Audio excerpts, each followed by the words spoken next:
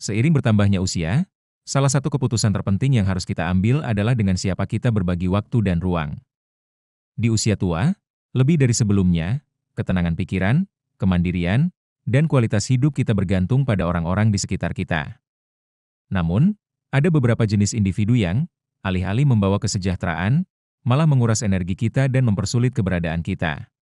Dan yang paling mengkhawatirkan adalah, dalam banyak kesempatan, kita tidak menyadarinya hingga semuanya sudah terlambat. Hari ini kita akan membahas 5 tipe orang yang sebaiknya tidak Anda temui setelah usia 60 tahun. Tidak peduli seberapa besar Anda mencintai mereka atau seberapa besar Anda mencoba untuk membenarkan perilaku mereka, membiarkan mereka mengambil tempat dalam hidup Anda dapat menghalangi Anda untuk menikmati tahap kehidupan Anda sepenuhnya. Jika ini adalah pertama kalinya Anda berada di sini, bertahanlah sampai akhir, karena peringatan terakhir akan mengungkap jenis hubungan yang mungkin tampak seperti dukungan tanpa syarat, tapi sebenarnya membatasi kebebasan Anda lebih dari yang Anda sadari. Ayo mulai. Nomor 1, mereka yang memadamkan impian Anda dengan mengingatkan Anda akan usia Anda. Pernahkah Anda menceritakan sebuah tujuan atau proyek yang menarik, hanya untuk mendapati seseorang mengatakan bahwa Anda belum cukup umur untuk itu? Di usia Anda, itu tidak mungkin, kata mereka dengan nada merendahkan. Dan meskipun ini mungkin terlihat seperti saran yang bermaksud baik, namun ini seperti sumber air dingin yang menyiram aspirasi Anda. Orang seperti ini tidak hanya terus-menerus mengingatkan Anda akan usia Anda, tetapi mereka juga mencoba memaksakan batasan pada Anda, seolah-olah menjadi dewasa berarti menyerah untuk berkembang, belajar, atau mengeksplorasi pengalaman baru. Sekarang, coba pikirkan sejenak, berapa kali Anda berhenti melakukan sesuatu hanya karena seseorang membuat Anda meragukan diri sendiri karena usia Anda? Orang-orang ini, meskipun tidak selalu berniat buruk, menjadi penyiksa impian Anda, membuat Anda percaya bahwa waktu tidak hanya mengukur tahun, tetapi juga kesempatan yang tersisa untuk hidup. Dan tidak ada yang lebih berbahaya daripada mempercayai kebohongan itu. Kenyataannya, setelah usia 60 tahun, banyak dari kita yang merasa inilah saatnya untuk mengejar hasrat yang tidak bisa dilakukan oleh kesibukan di masa muda, entah itu belajar sesuatu yang baru, bepergian, menulis, atau bahkan memulai bisnis. Usia dapat dilihat sebagai aset, bukan penghalang. Seperti yang dikatakan George Bernard Shaw, kita tidak berhenti bermain karena kita menjadi tua. Kita menjadi tua karena kita berhenti bermain. Jika Anda membiarkan orang lain mendefinisikan Anda dengan sebuah angka, Anda akan menyerah pada hidup sebelum hidup menyerah pada Anda. Izinkan saya mengajukan pertanyaan kepada Anda, berapa banyak mimpi yang Anda tunda karena Anda pikir waktunya tidak tepat? Mungkin Anda ingin memulai hobi baru, sebuah proyek, atau melakukan perjalanan yang selalu Anda impikan. Dan ketika Anda menceritakannya, seseorang mengatakan kepada Anda tidak memiliki energi seperti dulu, atau lebih baik serahkan saja pada anak muda. Ini adalah jenis orang yang harus Anda hindari pada tahap kehidupan Anda. Karena, pada akhirnya, apa yang mereka lakukan adalah memproyeksikan ketakutan mereka sendiri kepada Anda. Ingatlah apa yang dikatakan Seneca, penghalang terbesar dalam hidup adalah harapan akan hari esok dan menyia-nyiakan hari ini. Kita hidup dengan menunda mimpi karena takut akan apa yang akan dipikirkan orang lain atau karena keyakinan yang salah bahwa kita telah melewatkan kesempatan kita. Namun, hari ini adalah satu-satunya yang Anda miliki, dan waktu untuk bertindak adalah sekarang, bukan besok. Contoh yang menggambarkan hal ini adalah Sofia, seorang wanita yang pada usia 72 tahun memutuskan untuk mulai belajar melukis. Selama beberapa dekade dia telah membuat alasan, pekerjaan, anak-anak, kurangnya waktu. Ketika dia akhirnya pensiun, teman-teman dan keluarganya mengatakan kepadanya bahwa sudah terlambat untuk itu, bahwa itu adalah hobi anak-anak. Tetapi Sofia mengabaikan suara-suara itu, mendaftar di kelas, dan tidak hanya menemukan bakat terpendam, tetapi juga menemukan bentuk ekspresi baru yang memberinya lebih banyak kegembiraan daripada yang dia rasakan selama bertahun-tahun. Yang terbaik dari semuanya, dia sekarang berbagi karya seninya dengan dunia, sesuatu yang tidak akan pernah dia raih jika dia membiarkan dirinya dibatasi oleh usianya. Dan disinilah kebijaksanaan praktisnya. Jika seseorang terus-menerus mengingatkan Anda tentang usia Anda sebagai batasan, inilah saatnya untuk membuat jarak. Anda tidak membutuhkan energi negatif itu dalam hidup Anda. Mengelilingi diri Anda dengan orang-orang yang mendukung dan mendorong Anda untuk terus bereksplorasi dan bertumbuh sangatlah penting. Carilah pertemanan atau hubungan yang menginspirasi Anda untuk terus bermimpi, bukan yang mencoba meredupkan cahaya Anda.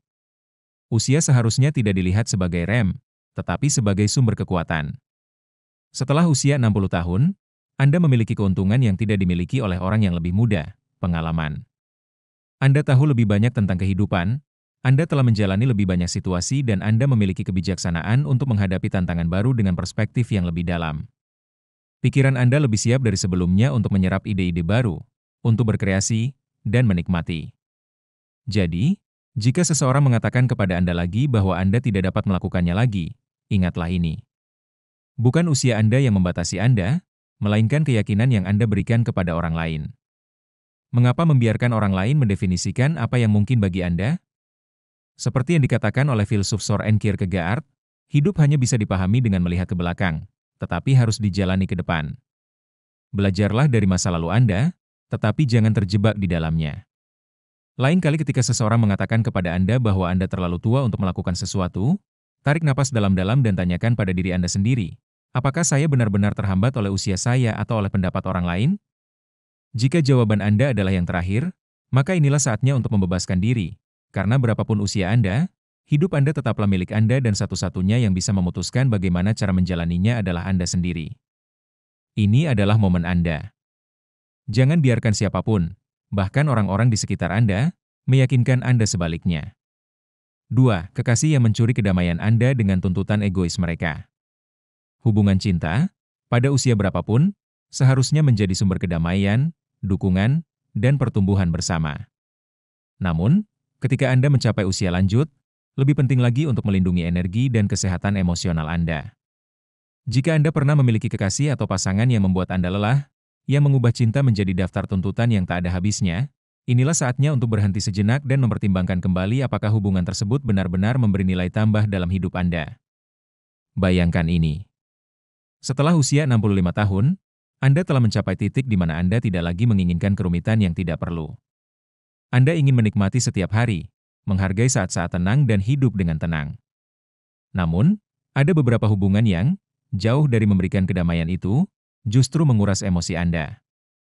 Mereka adalah pasangan yang, alih-alih berjalan bersama Anda, justru menuntut Anda untuk menanggung masalah mereka, rasa tidak aman, dan tuntutan mereka, hingga Anda merasa lelah. Alih-alih berbagi kehidupan Anda, rasanya seperti mereka mengambil bagian dari kehidupan Anda. Hal yang mengkhawatirkan dari hubungan semacam ini adalah bahwa hubungan ini seringkali dimulai secara halus. Pada awalnya, semuanya tampak normal. Keluhan di sini, permintaan di sana. Namun sebelum Anda menyadarinya, Anda mendapati diri Anda menghabiskan seluruh energi Anda untuk mencoba memenuhi harapan dan tuntutan orang tersebut. Dan inilah pertanyaan pentingnya. Apakah itu benar-benar cinta, atau Anda hanya memenuhi kebutuhan orang lain dengan mengorbankan kesejahteraan Anda sendiri? Psikolog Esther Perel, seorang pakar hubungan, mengingatkan kita bahwa cinta bukanlah semua yang Anda butuhkan, tetapi cinta adalah apa yang akan memberi Anda keberanian untuk menghadapi semuanya. Dan inilah kuncinya. Hubungan cinta seharusnya menjadi tempat berlindung, bukan badai. Jika orang yang bersama Anda membuat Anda merasa lelah, stres, atau seperti Anda harus selalu memenuhi tuntutannya, itu bukanlah cinta. Itu adalah ketergantungan emosional yang menyamar sebagai cinta, dan itu berbahaya di setiap tahap kehidupan, tetapi terutama sekarang, ketika kesejahteraan emosional dan ketenangan pikiran Anda harus menjadi prioritas utama. Ambil contoh Fernando. Pada usia 70 tahun, ia bertemu dengan seseorang yang, pada awalnya, memberinya kembali sensasi merasakan cinta. Namun seiring berjalannya waktu, orang tersebut mulai menuntut lebih dari yang dapat diberikan Fernando, waktu, uang, dan perhatiannya. Selalu ada keluhan atau permintaan baru. Fernando, yang telah bekerja keras sepanjang hidupnya untuk menikmati masa pensiun yang damai, mulai merasa bahwa hubungan ini lebih merupakan beban daripada hadiah. Dia mendapati bahwa, alih-alih menjadi lebih bahagia, dia justru merasa lebih lelah dan kurang damai dari sebelumnya. Akhirnya, dia membuat keputusan sulit untuk mengakhiri hubungan tersebut, menyadari bahwa persahabatan sejati seharusnya mengangkat Anda, bukan menghancurkan Anda. Salah satu pelajaran terpenting yang ditawarkan oleh ketabahan adalah untuk membedakan antara apa yang dapat kita kendalikan dan apa yang tidak dapat kita kendalikan, dan dalam sebuah hubungan, Anda hanya dapat mengendalikan satu hal, yaitu apa yang Anda pilih untuk ditoleransi.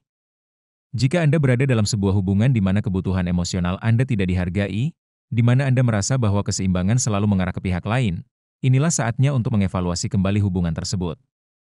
Seperti yang dikatakan Seneca, orang yang paling kuat adalah orang yang memiliki kekuatan atas dirinya sendiri. Kekuatan itu termasuk kemampuan untuk memilih dengan siapa Anda berbagi hidup dan dengan persyaratan apa. Dan jangan salah, kesepian tidak lebih buruk daripada berada dalam hubungan yang buruk. Faktanya, ada perbedaan besar antara kesepian yang dipilih dan kesepian yang dipaksakan. Memilih untuk sendiri, jika itu berarti menjaga ketenangan pikiran Anda, adalah tindakan yang sangat berani. Jika sebuah hubungan merampas lebih banyak dari yang diberikannya, menyendiri dapat menjadi keputusan yang membebaskan, karena memungkinkan Anda untuk terhubung kembali dengan diri sendiri, mengisi ulang energi Anda dan membuka diri Anda untuk hubungan yang benar-benar menambah kehidupan Anda. Saya bertanya kepada Anda, apakah Anda merasakan kedamaian atau tekanan dalam hubungan Anda saat ini? Apakah Anda merasa ditemani atau terjebak? Ini adalah pertanyaan-pertanyaan penting yang akan memandu keputusan Anda untuk tetap berada dalam sebuah hubungan atau tidak. Jika jawabannya tidak, ingatlah bahwa Anda selalu memiliki hak untuk memilih kesejahteraan di atas segalanya. Kekasih yang menuntut lebih banyak dari Anda daripada yang dapat Anda berikan, pada kenyataannya, adalah vampir emosional yang menyamar. Dan bukan ini yang Anda butuhkan pada tahap kehidupan ini. Apa yang layak Anda dapatkan sekarang adalah hubungan yang didasarkan pada rasa saling menghormati, dukungan tanpa syarat, dan ketenangan. Jika seseorang mencuri hal itu dari Anda, tidak peduli seberapa besar Anda mencintainya, Anda perlu mempertimbangkan apakah itu adalah hubungan yang layak untuk dimiliki. Jadi ingatlah, seperti yang dikatakan oleh penulis Khalil Gibran, cinta tidak memberi apa-apa selain dirinya sendiri dan tidak mengambil apa-apa selain dirinya sendiri. Jika ia mengambil lebih banyak dari Anda daripada memberi, itu bukan cinta, itu adalah ketergantungan. Dan ketergantungan itu bisa membuat Anda kehilangan lebih dari sekadar patah hati. Hal itu dapat mengorbankan kedamaian Anda. 3. Ketergantungan anak dewasa. Salah satu sukacita terbesar dalam hidup adalah membesarkan anak-anak dan melihat mereka tumbuh dewasa, menjadi mandiri dan menciptakan kehidupan mereka sendiri. Namun, dalam banyak kasus, anak-anak dewasa gagal untuk melepaskan diri sepenuhnya dan tetap bergantung secara emosional, finansial, atau bahkan fisik kepada orang tua mereka jauh melebihi apa yang seharusnya. Dan disinilah muncul masalah yang hanya sedikit orang yang berani menghadapinya. Ketika, alih-alih membantu Anda menikmati kemandirian di masa tua, anak-anak Anda yang sudah dewasa justru menyabotase Anda tanpa menyadarinya. Mungkin Anda mengenali situasi ini. Anak-anak Anda, meskipun sudah dewasa, masih datang kepada Anda untuk menyelesaikan masalah keuangan, untuk menjadi dukungan emosional mereka, atau bahkan untuk mengambil tanggung jawab yang seharusnya mereka tangani sendiri. Meskipun Anda mencintai mereka dengan sepenuh hati, hidup dengan anak-anak yang tidak bisa melepaskan diri akan membelenggu Anda dalam kehidupan di mana Anda tidak akan pernah selesai menjadi pengasuh mereka. Dan hal ini dapat merampas kebebasan yang telah Anda raih dengan susah payah. Marcus Aurelius berkata, masing-masing dari kita bertanggung jawab atas hidup kita sendiri. Kebenaran ini sangat penting, baik untuk Anda maupun untuk anak-anak Anda. Di usia tua, misi Anda bukanlah untuk terus mengambil alih kehidupan anak-anak Anda, tetapi untuk menikmati kehidupan Anda sendiri. Ketika Anda membiarkan anak-anak Anda yang sudah dewasa tetap bergantung pada Anda, baik karena mereka belum membentuk kehidupan mereka sendiri atau karena Anda sendiri takut untuk melepaskannya, Anda berdua akan terjebak dalam hubungan ketergantungan yang tidak sehat. Pikirkan sejenak tentang berapa banyak waktu, energi, dan sumber daya yang terus Anda curahkan untuk menyelesaikan masalah yang bukan lagi milik Anda. Ini bukan tentang tidak mencintai anak-anak Anda atau tidak berada di sana ketika mereka benar-benar membutuhkan Anda, tetapi tentang menarik garis yang jelas antara membantu dan menanggung hidup orang lain. Alih-alih menjadi mesin yang menggerakkan hidup mereka, Anda menjadi jangkar yang menahan hidup mereka dan, tanpa disadari, Anda terikat pada tanggung jawab yang seharusnya bukan lagi milik Anda. Sebuah contoh yang jelas adalah Julia. Ia memiliki 2 anak laki-laki yang sudah dewasa, keduanya berusia 30-an tahun, yang masih tinggal di rumah karena mereka tidak pernah menemukan jati diri mereka. Meskipun mereka berdua sudah bekerja, mereka tetap meminta dukungan finansial dan emosional dari Julia. Dia selalu menyetujuinya, menginginkan yang terbaik untuk mereka, tetapi lambat laun Julia mulai merasa terjebak. Ia menyadari bahwa, meskipun ia sangat menyayangi anak-anaknya, hidupnya hanya berkisar pada penyelesaian masalah yang tidak bisa mereka selesaikan sendiri. Julia merasa bersalah karena menginginkan ruangnya sendiri, kebebasannya sendiri, tetapi dia tahu sesuatu harus berubah. Akhirnya dia memutuskan untuk berbicara jujur dengan mereka. Dia menjelaskan bahwa sudah waktunya bagi mereka untuk bertanggung jawab atas kehidupan mereka sendiri, karena dia membutuhkan ruang untuk menikmati kehidupannya. Prosesnya tidak mudah, tetapi Julia tahu bahwa langkah ini tidak hanya penting untuk kesejahteraannya, tetapi juga untuk pertumbuhan anak-anaknya. Dan apa yang tampak seperti tindakan egois sebenarnya memberi anak-anaknya dorongan yang mereka butuhkan untuk menjadi benar-benar mandiri. Kisah ini mencerminkan kenyataan yang tidak menyenangkan.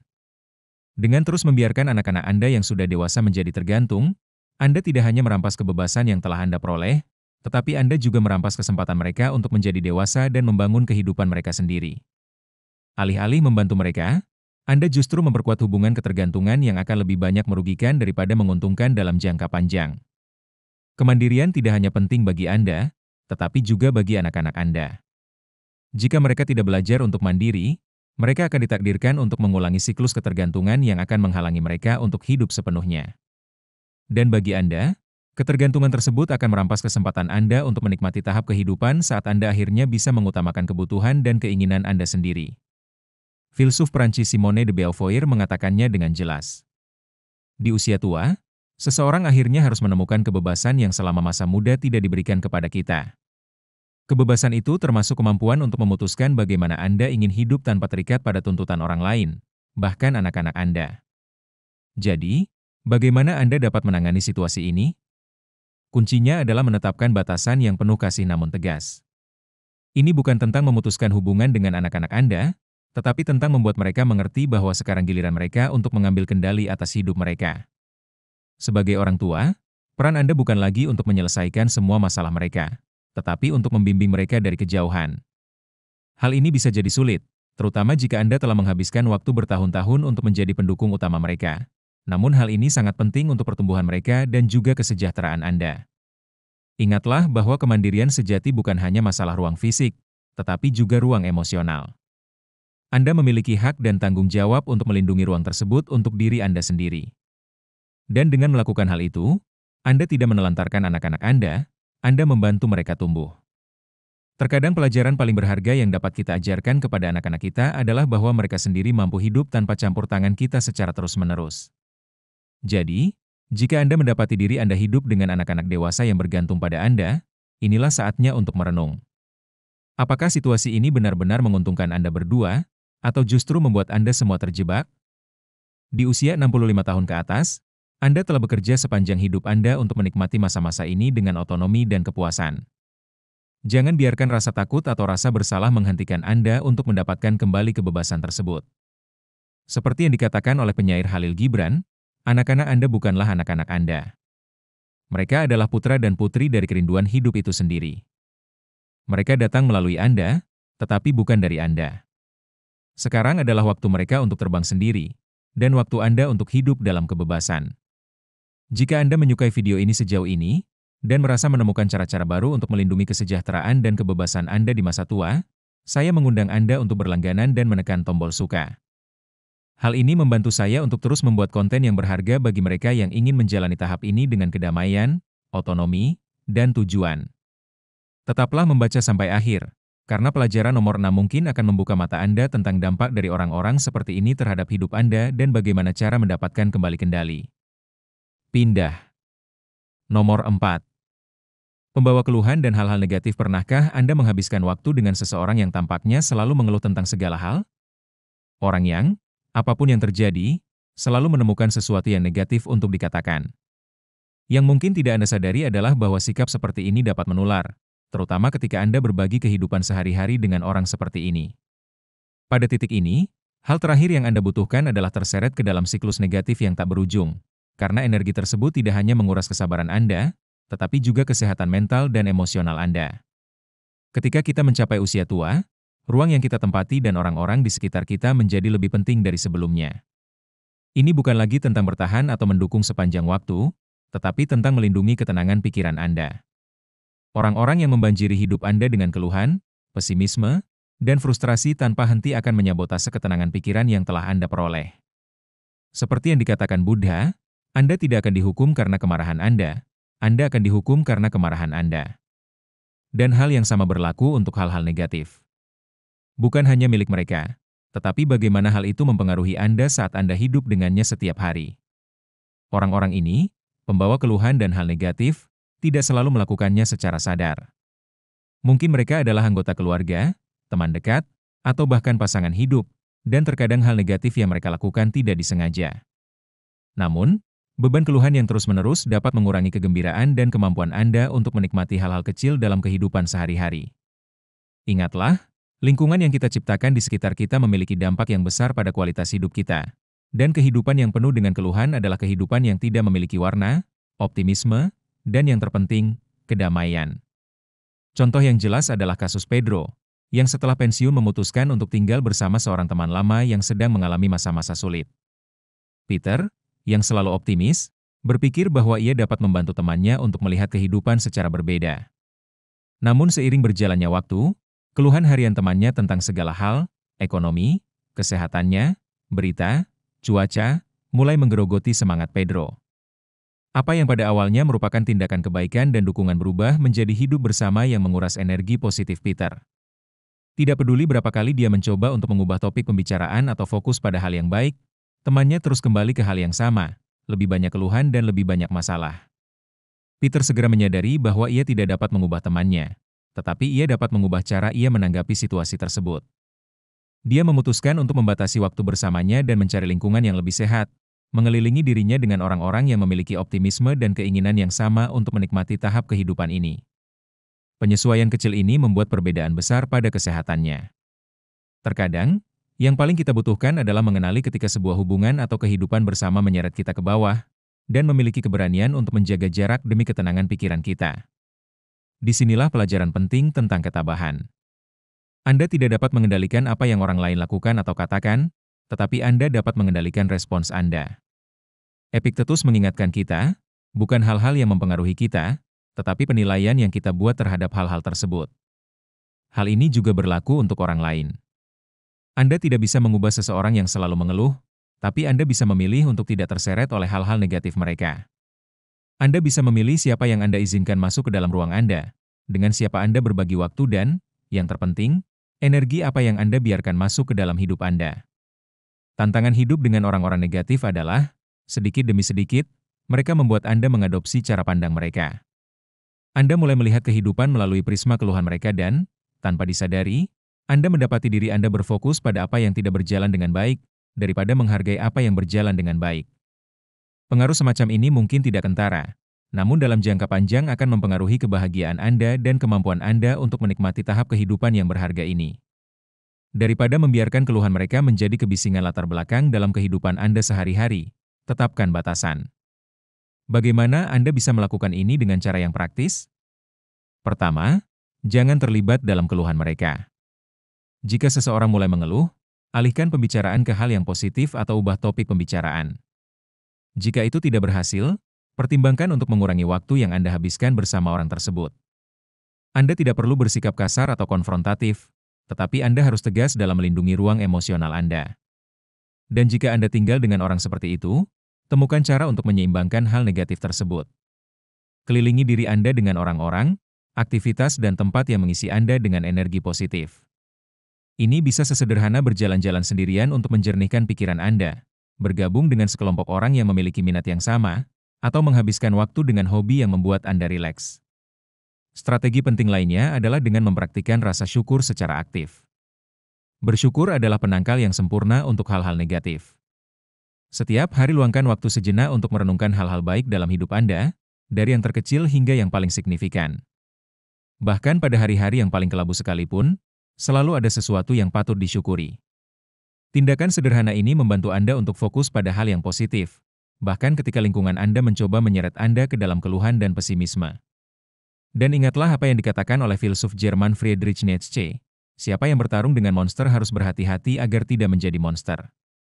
Jika Anda menghabiskan terlalu banyak waktu dengan orang-orang yang negatif, Anda akan mudah terjerumus ke dalam pola yang sama.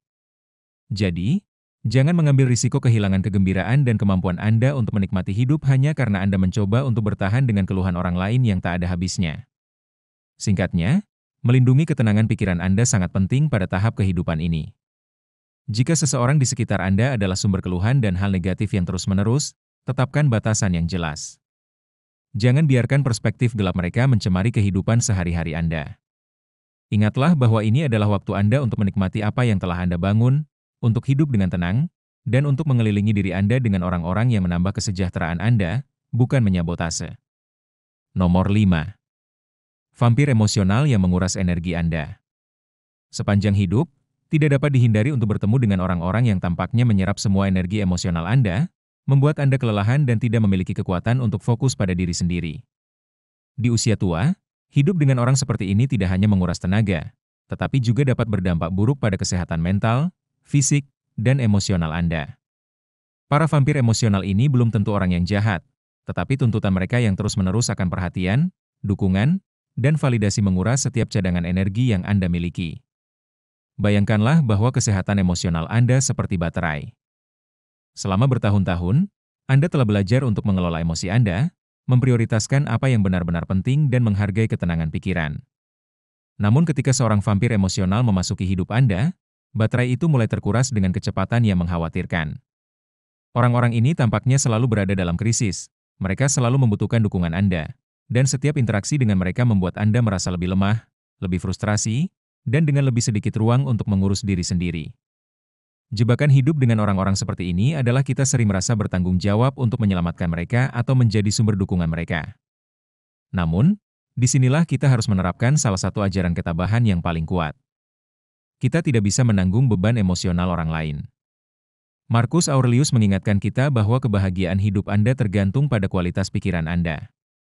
Oleh karena itu, perhatikan baik-baik apa yang Anda izinkan untuk Anda pikirkan.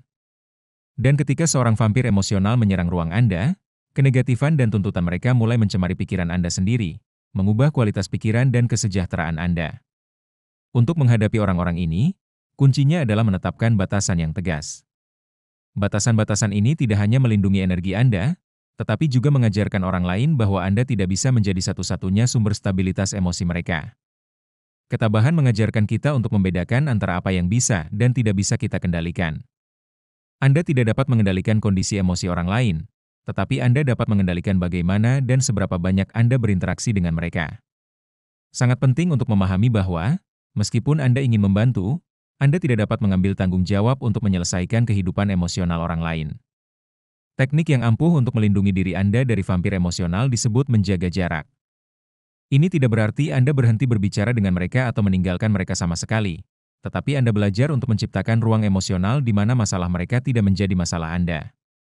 Berlatihlah untuk mendengarkan secara non-absorptif, yaitu hadir, tetapi tidak terlibat secara emosional sampai-sampai mempengaruhi Anda. Hal ini mungkin terdengar rumit pada awalnya, tetapi ini adalah keterampilan yang penting untuk menjaga kedamaian Anda. Cara lain untuk melindungi diri Anda adalah dengan fokus pada perawatan diri. Sangat mudah untuk melupakan kebutuhan kita sendiri ketika seseorang menguras emosi kita. Tetapi semakin Anda merawat diri sendiri, semakin tangguh Anda dalam menghadapi orang-orang ini. Luangkan waktu untuk kegiatan yang dapat mengisi ulang energi Anda secara emosional.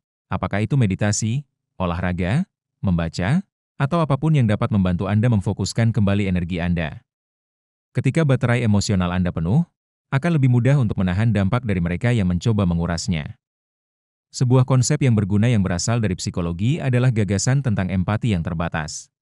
Wajar jika Anda merasakan empati pada orang lain, tetapi ketika Anda hidup dengan vampir emosional, Anda harus belajar untuk membatasi empati tersebut agar tidak menghabiskan Anda. Ini bukan berarti berhenti berbelas kasih, tetapi berbelas kasihlah pada diri sendiri terlebih dahulu. Anda harus tahu kapan harus mengatakan cukup sudah, kapan harus menawarkan dukungan tanpa kehilangan diri Anda sendiri dalam masalah orang lain, dan kapan saatnya untuk mundur demi kesejahteraan Anda sendiri. Ingat, hidup bersama seseorang bukan berarti menyerap emosinya. Anda menjalani hidup Anda, bukan hidup mereka. Jika Anda membiarkan vampir emosional menguras energi Anda akan mengorbankan kesejahteraan Anda untuk seseorang yang, dalam banyak kasus, bahkan tidak menyadari apa yang mereka lakukan. Di sini sangat penting untuk menerapkan ide stoik tentang dikotomi kontrol. Anda tidak dapat mengendalikan intensitas masalah atau emosi mereka, tetapi Anda dapat mengendalikan berapa banyak energi yang Anda izinkan untuk diambil dari Anda. Jika Anda menyadari bahwa energi emosional Anda terkuras oleh orang lain, penting untuk bertindak dengan bijak.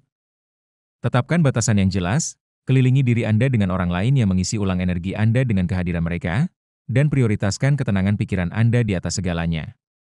Ini adalah waktu dalam hidup Anda di mana Anda berhak mendapatkan ketenangan pikiran, dan tidak ada alasan bagi Anda untuk mengorbankannya demi emosi orang lain. Seperti yang dikatakan oleh psikolog Carl Jung, mereka yang melihat keluar akan bermimpi, mereka yang melihat ke dalam akan terbangun. Seiring bertambahnya usia, Sangat penting untuk melihat ke dalam diri Anda dan mengenali kebutuhan Anda sendiri. Jika Anda membiarkan orang lain menyerap energi Anda tidak hidup sepenuhnya di masa sekarang. Lindungi diri Anda sendiri, jaga ruang emosional Anda, dan yang terpenting, ingatlah bahwa Anda tidak perlu memikirkan kehidupan orang lain. Ini adalah momen Anda. Pada akhirnya, ini bukan tentang menolak orang lain, ini tentang melindungi kemampuan Anda untuk menikmati hidup Anda. Energi yang Anda miliki sekarang adalah sumber daya yang berharga dan merupakan tanggung jawab Anda untuk memastikan bahwa tidak ada yang menghabiskannya tanpa seizin Anda. Nomor 6. Pengasuh yang mengendalikan hidup Anda. Wajar jika, ketika Anda mencapai usia tertentu, anak-anak atau anggota keluarga Anda ingin menjadi lebih terlibat dalam kesejahteraan Anda, menawarkan diri mereka sebagai pengasuh atau membuat keputusan atas nama Anda dengan tujuan untuk membantu Anda. Namun, ada garis tipis antara merawat seseorang dan mengambil kendali atas hidupnya. Ketika mereka yang mengaku peduli kepada Anda mulai memutuskan untuk Anda, mengambil kendali atas keputusan Anda dan memaksakan kehendak mereka tidak lagi peduli kepada Anda. Mereka membatasi otonomi Anda. Anda mungkin pernah mendengar ungkapan seperti, "Jangan khawatir, kami akan mengurusnya," atau "Jangan khawatir tentang keputusan itu, saya akan membuatnya untuk Anda." Meskipun kalimat-kalimat tersebut mungkin terdengar bermaksud baik, namun sebenarnya kalimat-kalimat tersebut menghilangkan kemampuan Anda untuk memutuskan sendiri, membuat keputusan sendiri, dan hidup sesuai pilihan Anda. Apa yang dimulai sebagai tindakan membantu dapat dengan mudah berubah menjadi bentuk kontrol, di mana Anda tidak lagi memiliki suara dalam aspek-aspek penting dalam hidup Anda. Pernahkah Anda merasa bahwa, meskipun Anda masih sepenuhnya mampu membuat keputusan, anak-anak Anda atau anggota keluarga lainnya menganggap bahwa yang terbaik adalah mereka yang memutuskan untuk Anda? Perilaku seperti ini, bahkan jika itu berasal dari tempat cinta dan kepedulian, dapat menjadi menyesakan. Ketabahan mengajarkan kita bahwa kebebasan pribadi adalah salah satu aset terbesar dalam hidup, dan menyerahkan kendali atas keputusan kita, terutama ketika kita masih mampu untuk membuat keputusan, adalah cara untuk kehilangan kebebasan tersebut. Seperti yang dikatakan Epictetus, tidak ada orang yang bebas kecuali dia menjadi tuan atas dirinya sendiri. Kuncinya di sini adalah mengenali kapan bantuan tersebut tidak lagi menjadi dukungan dan mulai berubah menjadi kendali. Anak-anak, yang seringkali didorong oleh rasa takut bahwa orang tua mereka akan menderita atau menghadapi kesulitan, mungkin mulai membuat keputusan tanpa konsultasi. Hal ini dapat berkisar dari masalah keuangan hingga masalah medis, atau bahkan hal-hal sederhana seperti tempat tinggal atau apa yang harus dilakukan. Dan tiba-tiba Anda menyadari bahwa, tanpa Anda sadari, Anda telah terdegradasi ke latar belakang kehidupan Anda sendiri. Pada tahap ini, lebih dari sebelumnya, Anda harus memegang kendali atas bagaimana Anda ingin hidup. Memiliki seseorang untuk membantu Anda tidak masalah, namun bantuan tersebut haruslah bersifat kolaboratif, bukan memaksa. Anda tetaplah penguasa atas takdir Anda. Jangan biarkan orang lain mengambil alih kendali, meskipun mereka melakukannya dengan niat baik. Marcus Aurelius mengatakannya dengan sempurna. Tujuan hidup bukanlah untuk menjadi bagian dari mayoritas, tetapi untuk menghindari menjadi bagian dari orang-orang bodoh. Dan dalam hal ini, orang-orang bodoh bukanlah anak-anak Anda, tetapi situasi yang mereka timbulkan ketika mereka tidak menghormati kemampuan Anda untuk memilih. Penting untuk melakukan percakapan yang jelas dan jujur dengan orang-orang di sekitar Anda. Jika Anda merasa bahwa anak-anak Anda atau siapapun yang dekat dengan Anda mengambil terlalu banyak kendali atas hidup Anda, penting bagi Anda untuk menetapkan batasan. Biarkan mereka tahu bahwa Anda menghargai bantuan mereka, tetapi Anda masih mampu membuat keputusan untuk diri sendiri. Batasan-batasan ini tidak hanya melindungi otonomi Anda, tetapi juga membantu mereka memahami bahwa meskipun mereka mencintai Anda dan menginginkan yang terbaik untuk Anda, mereka juga harus menghormati kemandirian Anda. Pendekatan praktisnya adalah pengambilan keputusan bersama. Artinya, daripada membiarkan anak-anak Anda memutuskan untuk Anda berdua berpartisipasi dalam pengambilan keputusan penting. Anda membawa keahlian Anda dan mereka membawa keprihatinan mereka. Dr. Florence, seorang profesor kedokteran di New York dan pendiri Chalmers Health Medical Center, telah menghabiskan waktu bertahun-tahun untuk meneliti cara-cara memperlambat proses penuaan. Dia merekomendasikan untuk mengonsumsi setidaknya 1 gram protein per kilogram berat badan untuk mempertahankan massa otot. Sumber protein yang sehat untuk manula antara lain daging, ikan, telur, produk susu, lentil dan kacang-kacangan, dan tahu. 2. Aktivitas fisik sedang. Selain asupan protein yang cukup, olahraga yang konsisten membantu menjaga massa otot dan mencegah masalah tulang. Sebuah penelitian terhadap ribuan orang lanjut usia di Cina menemukan bahwa mereka melakukan berbagai bentuk olahraga ringan untuk menghindari dampak negatif terhadap kesehatan dan kemungkinan cedera. Penelitian terbaru menunjukkan bahwa mereka yang berolahraga secara teratur mengurangi kemungkinan kematian dini sebesar 41%. Selain itu, aktivitas fisik yang sering dilakukan memungkinkan orang dewasa yang lebih tua untuk meningkatkan kepadatan tulang, mengontrol kadar glukosa, menjaga tekanan darah tetap stabil, dan mengurangi risiko demensia. 3. Makan coklat hitam. Coklat hitam, dengan kandungan kakao 70 hingga 90%, memiliki kandungan gula yang lebih rendah daripada coklat susu dan menawarkan beberapa manfaat kesehatan. Coklat hitam telah lama dikenal baik untuk orang lanjut usia, terutama karena kandungan antioksidannya yang tinggi. Senyawa ini dikaitkan dengan penurunan tekanan darah dan kolesterol LDL, meningkatkan sirkulasi otak dan melindungi dari penyakit neurodegeneratif seperti penyakit Alzheimer. Para ilmuwan Italia telah menemukan bahwa coklat hitam dapat meningkatkan kualitas tidur pada orang paruh baya. Selain itu, sebuah penelitian yang diterbitkan dalam jurnal Physiology and Behavior menunjukkan bahwa coklat hitam secara signifikan dapat meningkatkan penglihatan pada orang dewasa yang lebih tua. Sering mengonsumsi coklat juga membantu mengurangi stres dan kecemasan.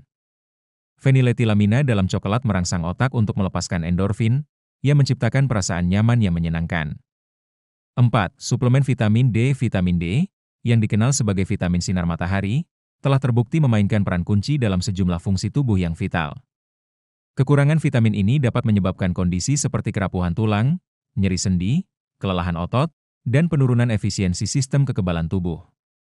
Sebuah penelitian pada tahun 2017, yang melibatkan lebih dari 5.600 orang lanjut usia, mengungkapkan bahwa mereka yang mengonsumsi suplemen vitamin D lebih sedikit mengalami perasaan kesepian dan depresi. Selain meningkatkan kualitas tidur mereka, menjaga kesehatan mental memiliki efek yang cukup besar pada umur panjang. Selain itu, vitamin D telah membantu orang dewasa yang lebih tua untuk menghindari kanker dan infeksi, serta menjaga kesehatan mulut dan memperkuat tulang mereka. Untuk mengoptimalkan penyerapan vitamin D, disarankan untuk mengombinasikannya dengan makanan yang kaya omega-3, seperti salmon atau telur. Untuk hidup lebih lama, tambahkan 2 kebiasaan ini.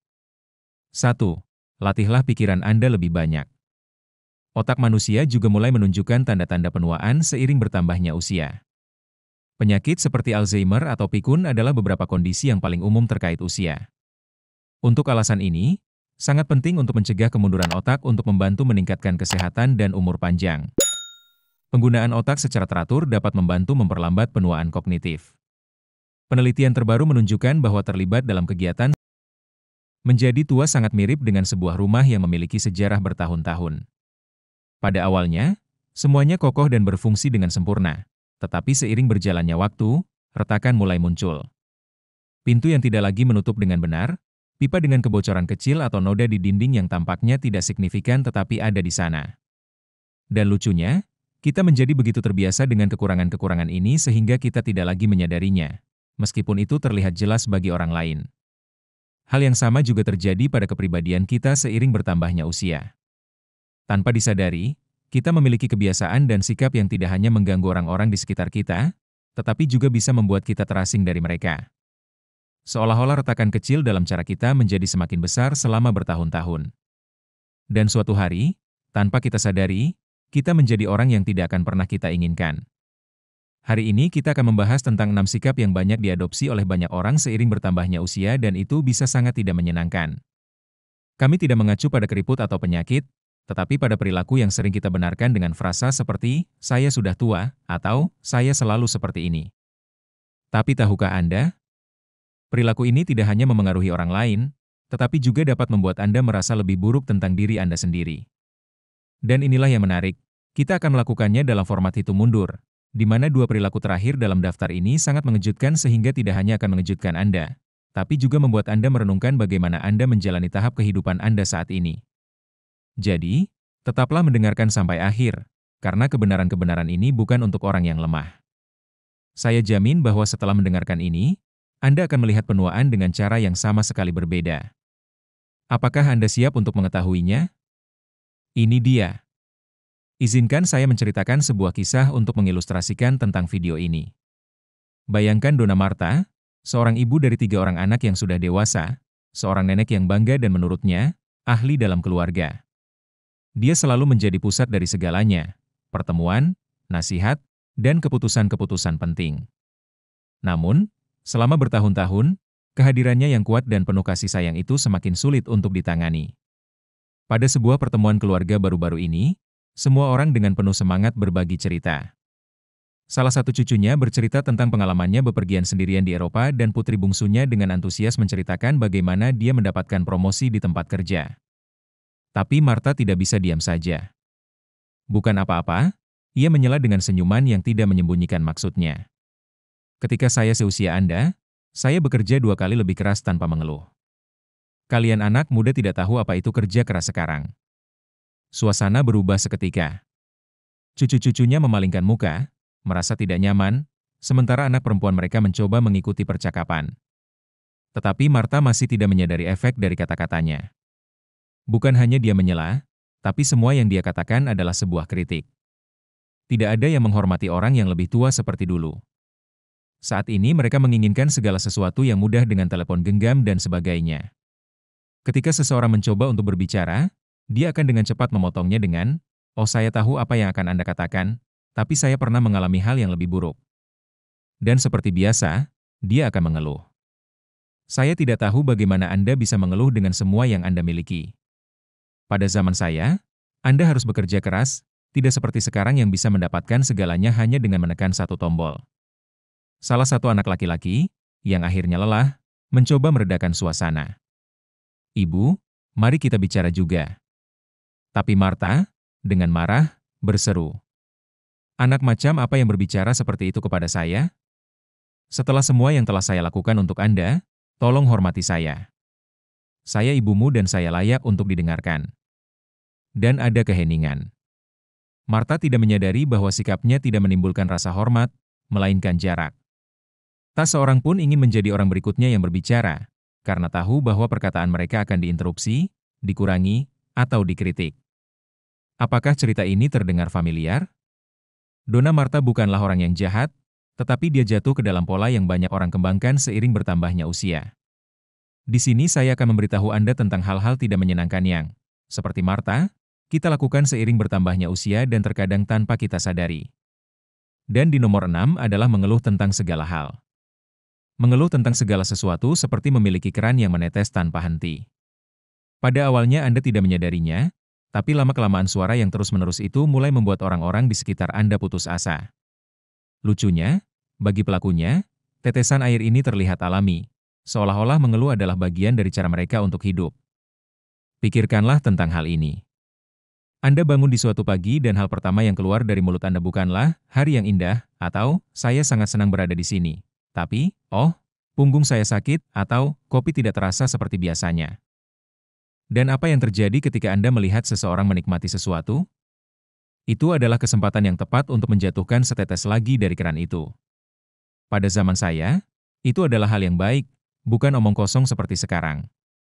Keluhan itu seperti virus, menyebar dengan cepat dan mencemari semua yang dilaluinya. Katakanlah Anda sedang berada di sebuah pertemuan keluarga. Semua orang tertawa, bersenang-senang, bercerita, tapi tiba-tiba Anda berkata, "Suara bising ini membuat saya sakit kepala," atau, "Kalian tidak tahu bagaimana rasanya bekerja keras." Menurut Anda, apa yang terjadi pada energi di tempat itu? Tempat itu runtuh seperti balon yang baru saja diletuskan oleh seseorang. Suatu hari, hal yang sama terjadi pada Donna Clara. Dia adalah seorang wanita tua, penuh dengan cerita dan pengalaman, tetapi akhir-akhir ini segala sesuatu dalam hidupnya selalu dikeluhkan. Jika udara dingin, dia mengeluh. Jika cuaca panas, dia mengeluh. Jika seseorang tidak meneleponnya, dia berkata bahwa mereka mengabaikannya. Dan jika mereka terlalu sering meneleponnya, ia merasa itu adalah pelanggaran terhadap ruang geraknya. Suatu sore, ketika dia berada di pesta ulang tahun cucunya, anak-anak bermain dan tertawa terbahak-bahak. Namun Clara, bukannya menikmati, ia malah bergumam, "Benar-benar skandal. Anak-anak ini tidak lagi menghormati orang yang lebih tua." Putrinya dengan sabar berkata, "Ibu, tenanglah, mereka sedang bermain."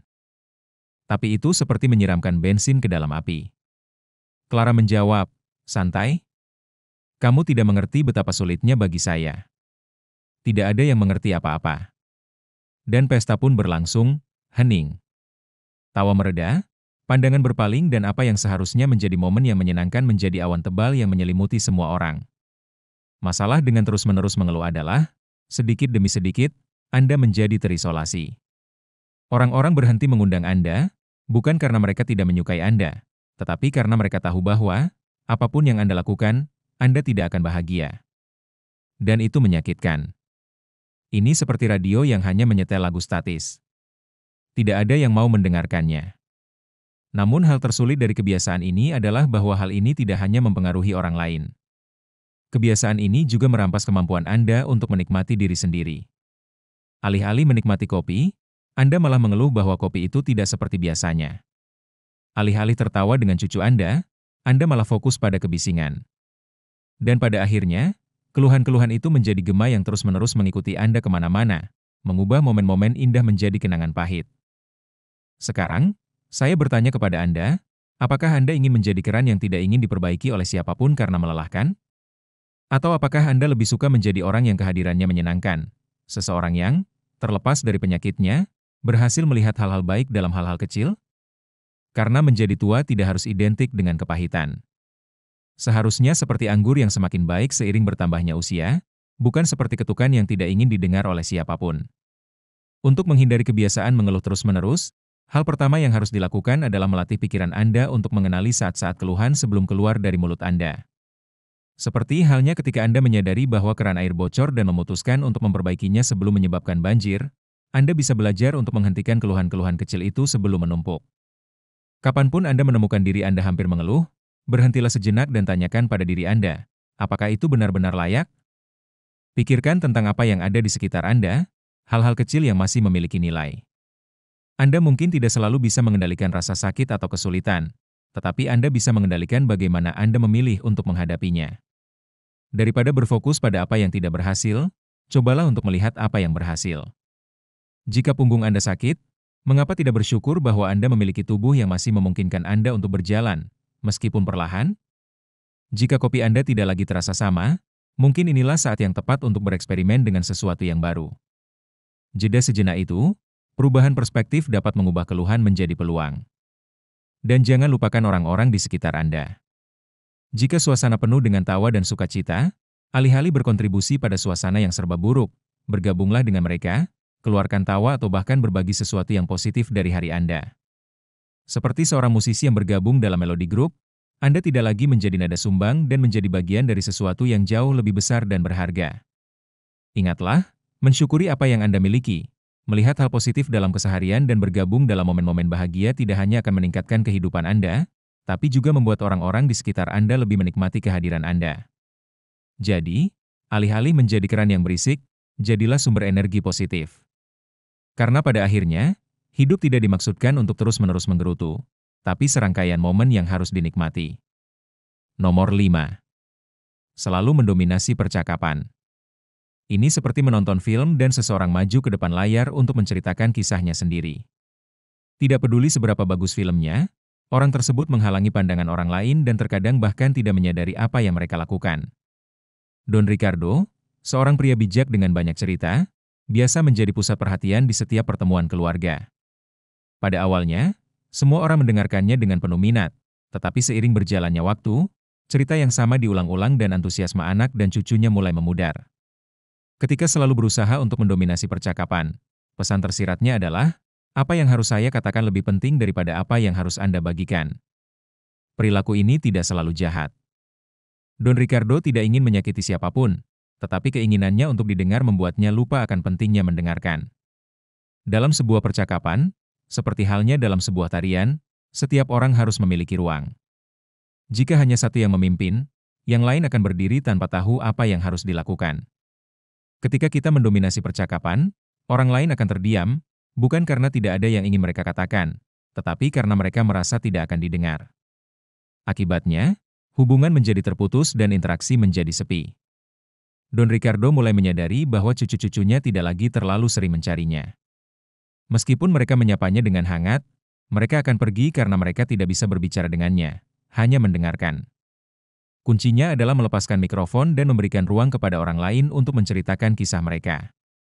Apa yang benar-benar menghubungkan orang bukanlah siapa yang paling banyak bicara, tetapi siapa yang tahu bagaimana cara mendengarkan. Alih-alih menjadi kakek yang selalu ingin mengatakan sesuatu, tanyakan pada diri sendiri, siapakah saya ketika saya membiarkan orang lain bersinar? Dalam percakapan, seperti halnya dalam kehidupan, terkadang lebih sedikit lebih baik. Agar tidak terjebak dalam kebiasaan mendominasi percakapan, ingatlah bahwa nilai dari sebuah percakapan bukan pada kuantitas kata-kata, tetapi pada kualitas dari apa yang kita dengar. Bayangkan bahwa hidup adalah sebuah tarian di mana setiap orang harus bersinar. Jika kita tidak memberikan ruang kepada orang lain, kita akan kehilangan kesempatan untuk diperkaya oleh perspektif mereka. Lain kali ketika Anda berbicara, berhenti sejenak dan tanyakan pada diri Anda, apakah saya memberikan ruang bagi orang lain untuk mengekspresikan diri mereka? Setiap kata yang tidak terucapkan adalah kesempatan untuk terhubung lebih dalam. Ingat, diam juga memiliki kekuatan. Terkadang hal yang paling ampuh adalah membiarkan percakapan mengalir tanpa mencoba mengendalikannya. Dengarkan dengan hati, bukan dengan pikiran yang sibuk memikirkan apa yang harus dikatakan selanjutnya. Dan ketika orang lain berbicara, ini bukan tentang menunggu giliran Anda, tetapi benar-benar mendengarkan. Biarkan orang lain bersinar, dan Anda akan menemukan bahwa hubungan menjadi lebih dalam dan lebih tulus. Pada akhirnya, warisan yang paling berharga adalah mengetahui kapan harus berbicara dan kapan harus mendengarkan. Kebijaksanaan sejati terletak pada memberikan ruang bagi suara orang lain untuk mendapatkan momen mereka di panggung kehidupan. 4.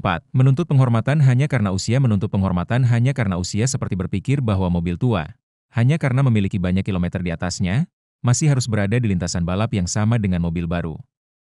Namun, pada akhirnya, tidak peduli berapa usia mobil tersebut, yang terpenting adalah bagaimana mobil tersebut dapat dikendalikan, kualitas mesin, dan apakah mobil tersebut mampu beradaptasi dengan tantangan baru di jalan raya. Sekarang, bayangkan Donna Mercedes. Dia berusia 75 tahun dan semua orang mengenalnya sebagai wanita yang berkarakter. Dia selalu mendapatkan rasa hormat, dan ketika dia masuk ke sebuah ruangan, semua orang tahu bahwa dia memiliki sesuatu yang penting untuk dikatakan. Namun, selama bertahun-tahun, ada sesuatu yang mulai berubah. Dia menjadi semakin banyak menuntut. Orang-orang di sekitarnya mulai menyadari bahwa rasa hormatnya bukan lagi sesuatu yang diperoleh dari tindakannya, tetapi hanya karena usianya yang lebih tua. Seolah-olah hanya karena ia telah hidup lebih lama, ia berhak membuat semua orang diam ketika ia berbicara, dilayani tanpa pertanyaan, pendapatnya menjadi hukum, tidak peduli seberapa sesatnya. Lucu sekali bagaimana usia dapat membuat kita lupa bahwa rasa hormat tidak dipaksakan, melainkan diperoleh. Ini seperti ketika seorang koki meminta untuk dihormati hanya karena dia telah berada di dapur selama bertahun-tahun, tetapi tidak mau mempelajari resep atau teknik baru. Rasa hormat tidak hanya diperoleh dengan waktu, tetapi dengan sikap, dengan kerendahan hati untuk mengakui bahwa orang yang lebih muda pun dapat mengajari kita sesuatu. Donna Mercedes, misalnya, mulai merasa kesal setiap kali anak-anak muda mendiskusikan sesuatu yang tidak disukainya. Cucu-cucunya berbicara tentang teknologi, tentang cara-cara baru dalam bekerja, tentang bagaimana kehidupan telah berubah. Tapi dia hanya menganggapnya tidak penting, mengabaikan bahwa dunia terus berkembang dan terkadang ide-ide segarlah yang membuat segala sesuatunya menjadi lebih baik. Tapi apa yang mereka ketahui? Pada zaman saya dulu, semuanya lebih sederhana, katanya. Dan sementara dia berpegang teguh pada keyakinan lamanya, apa yang sebenarnya terjadi adalah dia kehilangan kesempatan untuk terhubung dengan mereka, untuk belajar dari mereka. Hal terburuk dari menuntut rasa hormat hanya karena usia Anda adalah Anda secara tidak sengaja mengisolasi diri Anda sendiri. Anak muda tidak berhenti menghormati Anda karena mereka tidak menyukai Anda, tetapi karena mereka tidak lagi melihat Anda sebagai seseorang yang mendengarkan mereka, sebagai seseorang yang tertarik dengan apa yang mereka pikirkan. Rasa hormat haruslah timbal balik, haruslah merupakan pertukaran yang konstan, bukan monolog sepihak.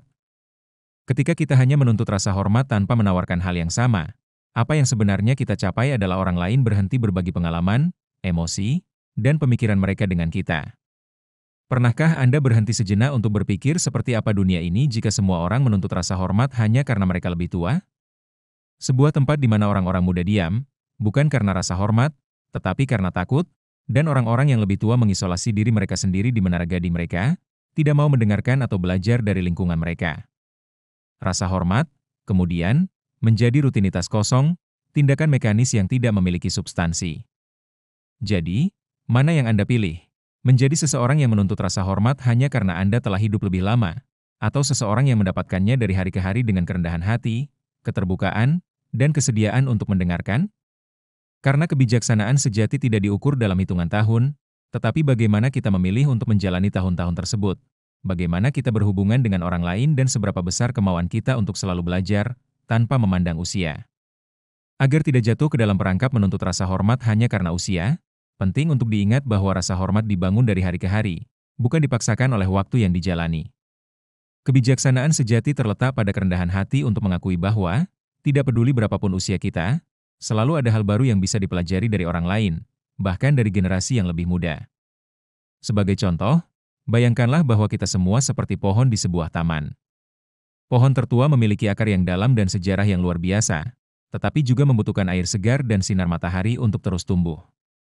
Demikian pula, meskipun tahun-tahun memberi kita pengalaman berharga, kita juga harus bersedia untuk menyambut ide-ide baru, beradaptasi dengan perubahan, dan memahami bahwa setiap generasi memiliki sesuatu yang unik untuk ditawarkan. Untuk menumbuhkan rasa hormat yang tulus itu, penting untuk mempraktikkan mendengarkan secara aktif. Ini berarti benar-benar hadir saat orang lain berbicara, menghargai pendapat mereka, tanpa memandang usia atau pengalaman mereka. Daripada berfokus pada bagaimana waktu hidup kita seharusnya menjadi alasan utama untuk menghormati orang lain, kita bisa bertanya pada diri sendiri, apakah saya bersedia belajar dari orang lain, bahkan dari mereka yang lebih muda dari saya? Selain itu, kita dapat mencari kesempatan untuk berbagi pengalaman tanpa memaksakan, tanpa mengharapkan orang lain untuk diam dan mendengarkan kita. Hubungan yang sejati tercapai ketika kita memahami bahwa setiap orang, berapapun usianya, memiliki sesuatu yang berharga untuk disumbangkan. Dengan tetap terbuka dan ingin tahu, kita memastikan bahwa rasa hormat bukanlah hak yang diperoleh, tetapi merupakan anugerah bersama yang mengalir di antara kita semua. Jadi, alih-alih membangun menara gading di mana hanya suara kita yang didengar, kita dapat membangun jembatan pemahaman yang memungkinkan kita untuk belajar dan tumbuh bersama, berapapun usia kita. Karena pada akhirnya, rasa hormat yang sejati tidak didasarkan pada berapa lama kita telah hidup, tetapi pada kesediaan kita untuk hidup dengan keterbukaan dan kerendahan hati. Nomor 3.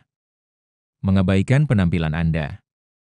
Mengabaikan penampilan Anda ketika Anda telah menghabiskan sebagian besar hidup Anda adalah seperti membiarkan mobil Anda, yang selalu menjadi teman setia Anda, berkarat dan berdebu. Pada awalnya, semuanya tampak baik-baik saja, tetapi seiring berjalannya waktu, mobil itu tidak lagi memiliki kekuatan yang sama, tidak lagi bersinar seperti sebelumnya, dan yang terburuk, ketika Anda bercermin, Anda bahkan tidak mengenali diri Anda sendiri. Seolah-olah taman yang indah, yang dulunya cerah dengan bunga-bunga dan warna-warna cerah, mulai ditumbuhi rumput liar. Pada awalnya, tampaknya tidak terlalu buruk, beberapa ranting kering di sana-sini, beberapa daun berguguran. Tetapi jika tidak segera diurus, apa yang dulunya merupakan surga warna dan wewangian akan menjadi tempat yang terabaikan, penuh dengan bayang-bayang. Dan itulah kesedihan dari tidak merawat penampilan Anda. Anda mulai menghilang dari taman Anda sendiri. Anda tidak lagi menjadi pusat perhatian. Anda tidak lagi menjadi sumber kekaguman. Anda hanyalah sisa-sisa dari diri Anda yang dulu. Dan apa yang terjadi jika Anda tidak lagi merawat diri Anda sendiri? Orang-orang mulai berpikir bahwa Anda tidak peduli. Anda berpikir bahwa tidak masalah seberapa keriput wajah Anda atau jika pakaian Anda tidak lagi berkilau seperti dulu. Namun sebenarnya kesan pertama tetaplah penting, tidak peduli berapapun usia Anda.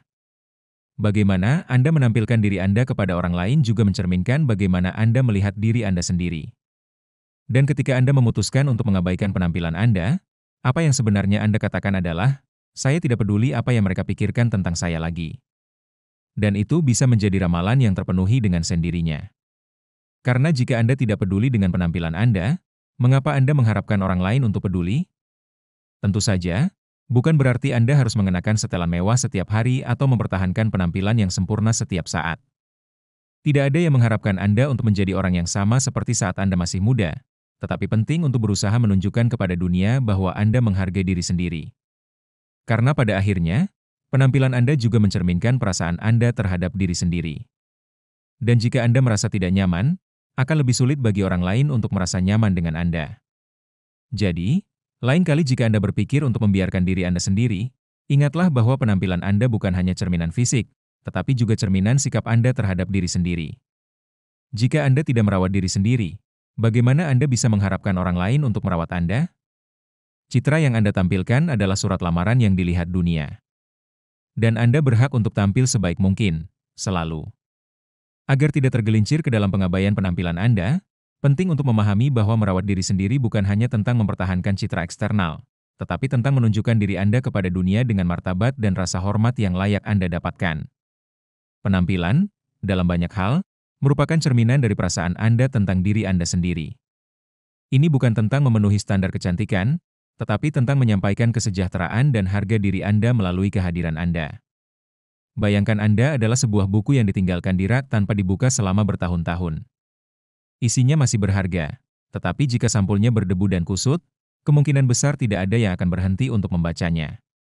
Beginilah cara kerja penampilan. Ini adalah halaman pertama yang dilihat orang lain, dan ini juga merupakan undangan untuk mengetahui apa yang ada di dalamnya. Agar tidak tergelincir ke dalam pengabaian, mulailah dengan tindakan perawatan diri kecil yang menyehatkan tubuh dan pikiran Anda. Anda tidak perlu melakukan perubahan besar, tetapi jadikanlah kesehatan Anda sebagai prioritas. Sedikit perhatian setiap hari, seperti memilih pakaian yang membuat Anda merasa nyaman, mempertahankan rutinitas perawatan diri yang sederhana dan memberikan waktu istirahat untuk diri sendiri, dapat membuat perbedaan pada penampilan Anda dan, yang lebih penting lagi, bagaimana perasaan Anda terhadap diri sendiri. Ingatlah bahwa merawat diri sendiri bukanlah tindakan yang dangkal, tetapi merupakan cara untuk menghormati keberadaan Anda, menghargai diri sendiri, dan tetap terhubung dengan diri sendiri. Penampilan, dalam hal ini, bukan tentang membandingkan diri Anda dengan orang lain, tetapi tentang menunjukkan kepada dunia bahwa Anda menghormati dan mencintai diri sendiri, berapapun usia Anda. Ketika Anda merawat diri sendiri, Anda tidak hanya meningkatkan citra eksternal Anda, tetapi juga memperkuat kepercayaan diri dan hubungan Anda dengan orang lain. Ini bukan tentang bersaing dengan anak muda atau mempertahankan citra kesempurnaan, ini tentang terus berkembang sebagai manusia, tanpa melepaskan apa yang membuat Anda merasa nyaman. Pada akhirnya, perawatan yang konstanlah yang memungkinkan Anda untuk terus bersinar, terlepas dari keriput, uban, atau berlalunya waktu. Dengarkan baik-baik. Terakhir, saya akan mengungkapkan kepada Anda 2 tips buruk terakhir yang cenderung kita lakukan seiring bertambahnya usia. Tapi pertama-tama, jika Anda sudah sampai sejauh ini, tinggalkan komentar dari tempat Anda menonton video ini bersama kami.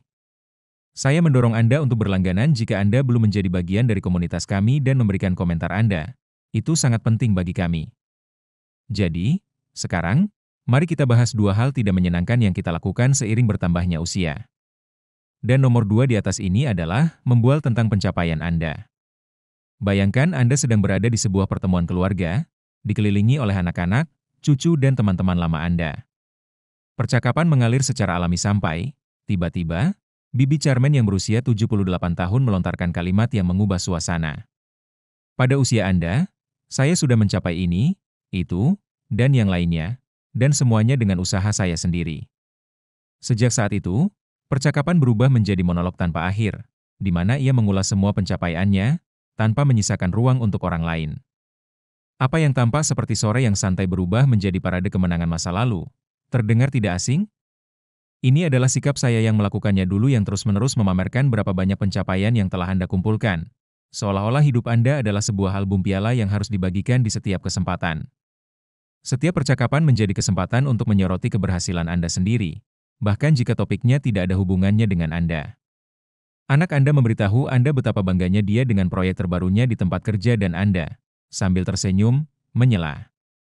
Ya, itu bagus, tetapi ketika saya masih muda, saya tidak hanya mencapai ini, tetapi kebutuhan untuk menyombongkan diri tidak selalu disadari dan seringkali kita bahkan tidak menyadari bahwa kita memonopoli percakapan.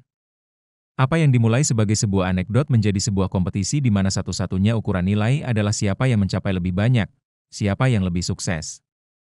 Namun yang terburuk, dorongan untuk menunjukkan apa yang telah kita capai dapat membuat kita membayangi orang lain, meninggalkan pencapaian mereka dalam bayang-bayang. Dengan melakukan hal tersebut, kita tidak hanya menciptakan penghalang antara diri kita sendiri dan orang-orang di sekitar kita, tetapi juga menciptakan rasa superioritas. Seolah-olah, dengan membagikan kemenangan kita di masa lalu, kita percaya bahwa kita memiliki hak untuk memberikan nasihat atau mengoreksi orang lain tanpa bertanya apakah mereka benar-benar membutuhkannya. Hal ini dapat membuat orang lain merasa tidak terlihat, seolah-olah pencapaian mereka tidak penting dibandingkan dengan pencapaian kita. Bayangkan anak Anda, yang telah bekerja keras untuk mendapatkan promosi jabatan dan, alih-alih menerima dukungan, Ia hanya mendengar daftar kemenangan Anda di masa lalu. Tiba-tiba, kegembiraannya memudar karena tampaknya apa yang telah dicapainya tidak cukup. Hidup ini penuh dengan pencapaian dan sorotan, namun hal tersebut tidak harus selalu menjadi fokus dari setiap percakapan. Hidup di masa sekarang, mengagumi pencapaian mereka dan merayakannya, sama pentingnya dengan mengingat apa yang telah kita lakukan. Alih-alih mengisi setiap pembicaraan dengan parade kesuksesan di masa lalu, kita harus belajar untuk berbagi apa yang kita pelajari saat ini dan memberikan ruang bagi orang lain untuk berbagi cerita mereka sendiri. Pengakuan yang sebenarnya tidak datang dari berbicara tanpa henti tentang apa yang telah kita capai, tetapi dari hadir dan menghargai cerita orang lain. Kerendahan hati memungkinkan kita untuk memahami bahwa pencapaian kita hanyalah salah satu bagian dari kisah yang jauh lebih kaya, yang ditenun dari pengalaman semua orang. Dengan berhenti menyombongkan diri, kita memberikan tindakan kemurahan hati, menunjukkan bahwa kita mengakui dan menghargai pencapaian orang lain tanpa membandingkannya dengan pencapaian kita. Dengan cara ini, kita dapat terus berbagi kemenangan kita, tetapi juga merayakan kemenangan orang lain dengan semangat yang sama, tanpa membuat mereka merasa rendah diri. Dan posisi nomor 1 adalah membuat penilaian nilai. Bayangkan Anda masuk ke sebuah kedai kopi, duduk dan memesan kopi. Saat Anda menunggu, Anda melihat sekelompok pemuda berjalan masuk. Salah satu dari mereka mengenakan celana robek dan topi yang aneh. Tanpa berpikir panjang, Anda mulai bergumam. Ada apa dengan mereka? Mereka pikir mereka sangat keren, tapi mereka terlihat konyol. Anda tidak tahu siapa mereka atau apa yang telah mereka alami, tetapi Anda dengan cepat mengambil kesimpulan. Anda menilai mereka dari penampilan mereka, dari apa yang mereka kenakan, dari tato atau cara mereka berbicara. Bukan berarti Anda melakukannya karena kedengkian. Hanya saja, selama bertahun-tahun, kebiasaan menilai dan mengkategorikan orang lain tampaknya telah menjadi bagian dari kehidupan sehari-hari Anda. Seolah-olah pengalaman Anda telah memberi Anda radar yang memungkinkan Anda untuk membedakan antara yang benar dan yang salah, antara yang dapat diterima dan yang tidak dapat diterima, tetapi tanpa memiliki semua informasi. Kebiasaan membuat penilaian cepat ini adalah sesuatu yang, meskipun Anda pikir memberikan rasa aman, sebenarnya membatasi Anda. Pernahkah Anda berhenti untuk memikirkan bagaimana hal itu mempengaruhi orang lain? Hal ini tidak hanya melemahkan mereka yang berada di pihak penerima, tetapi juga menjauhkan Anda dari pemahaman yang lebih dalam tentang situasi. Ketika Anda melanjutkan pola pikir yang kaku ini, Anda kehilangan kesempatan untuk menemukan cerita, perspektif, dan nuansa yang dapat memperkaya hidup Anda. Kita sering meyakinkan diri sendiri bahwa cara kita melihat dunia adalah satu-satunya cara yang benar, namun hal ini tidak selalu benar. Kebijaksanaan tidak hanya terletak pada apa yang telah Anda ketahui, tetapi juga pada apa yang belum Anda pelajari. Bayangkan, misalnya, cucu perempuan Anda dengan penuh semangat memberitahu Anda bahwa dia sedang memulai bisnis online. Dia menjelaskan bagaimana dia telah mempelajari semuanya melalui tutorial YouTube dan bagaimana, hanya dengan beberapa jam kerja sehari, dia sudah menghasilkan uang. Saat Anda mendengarkannya, pikiran Anda dengan cepat mulai menilai.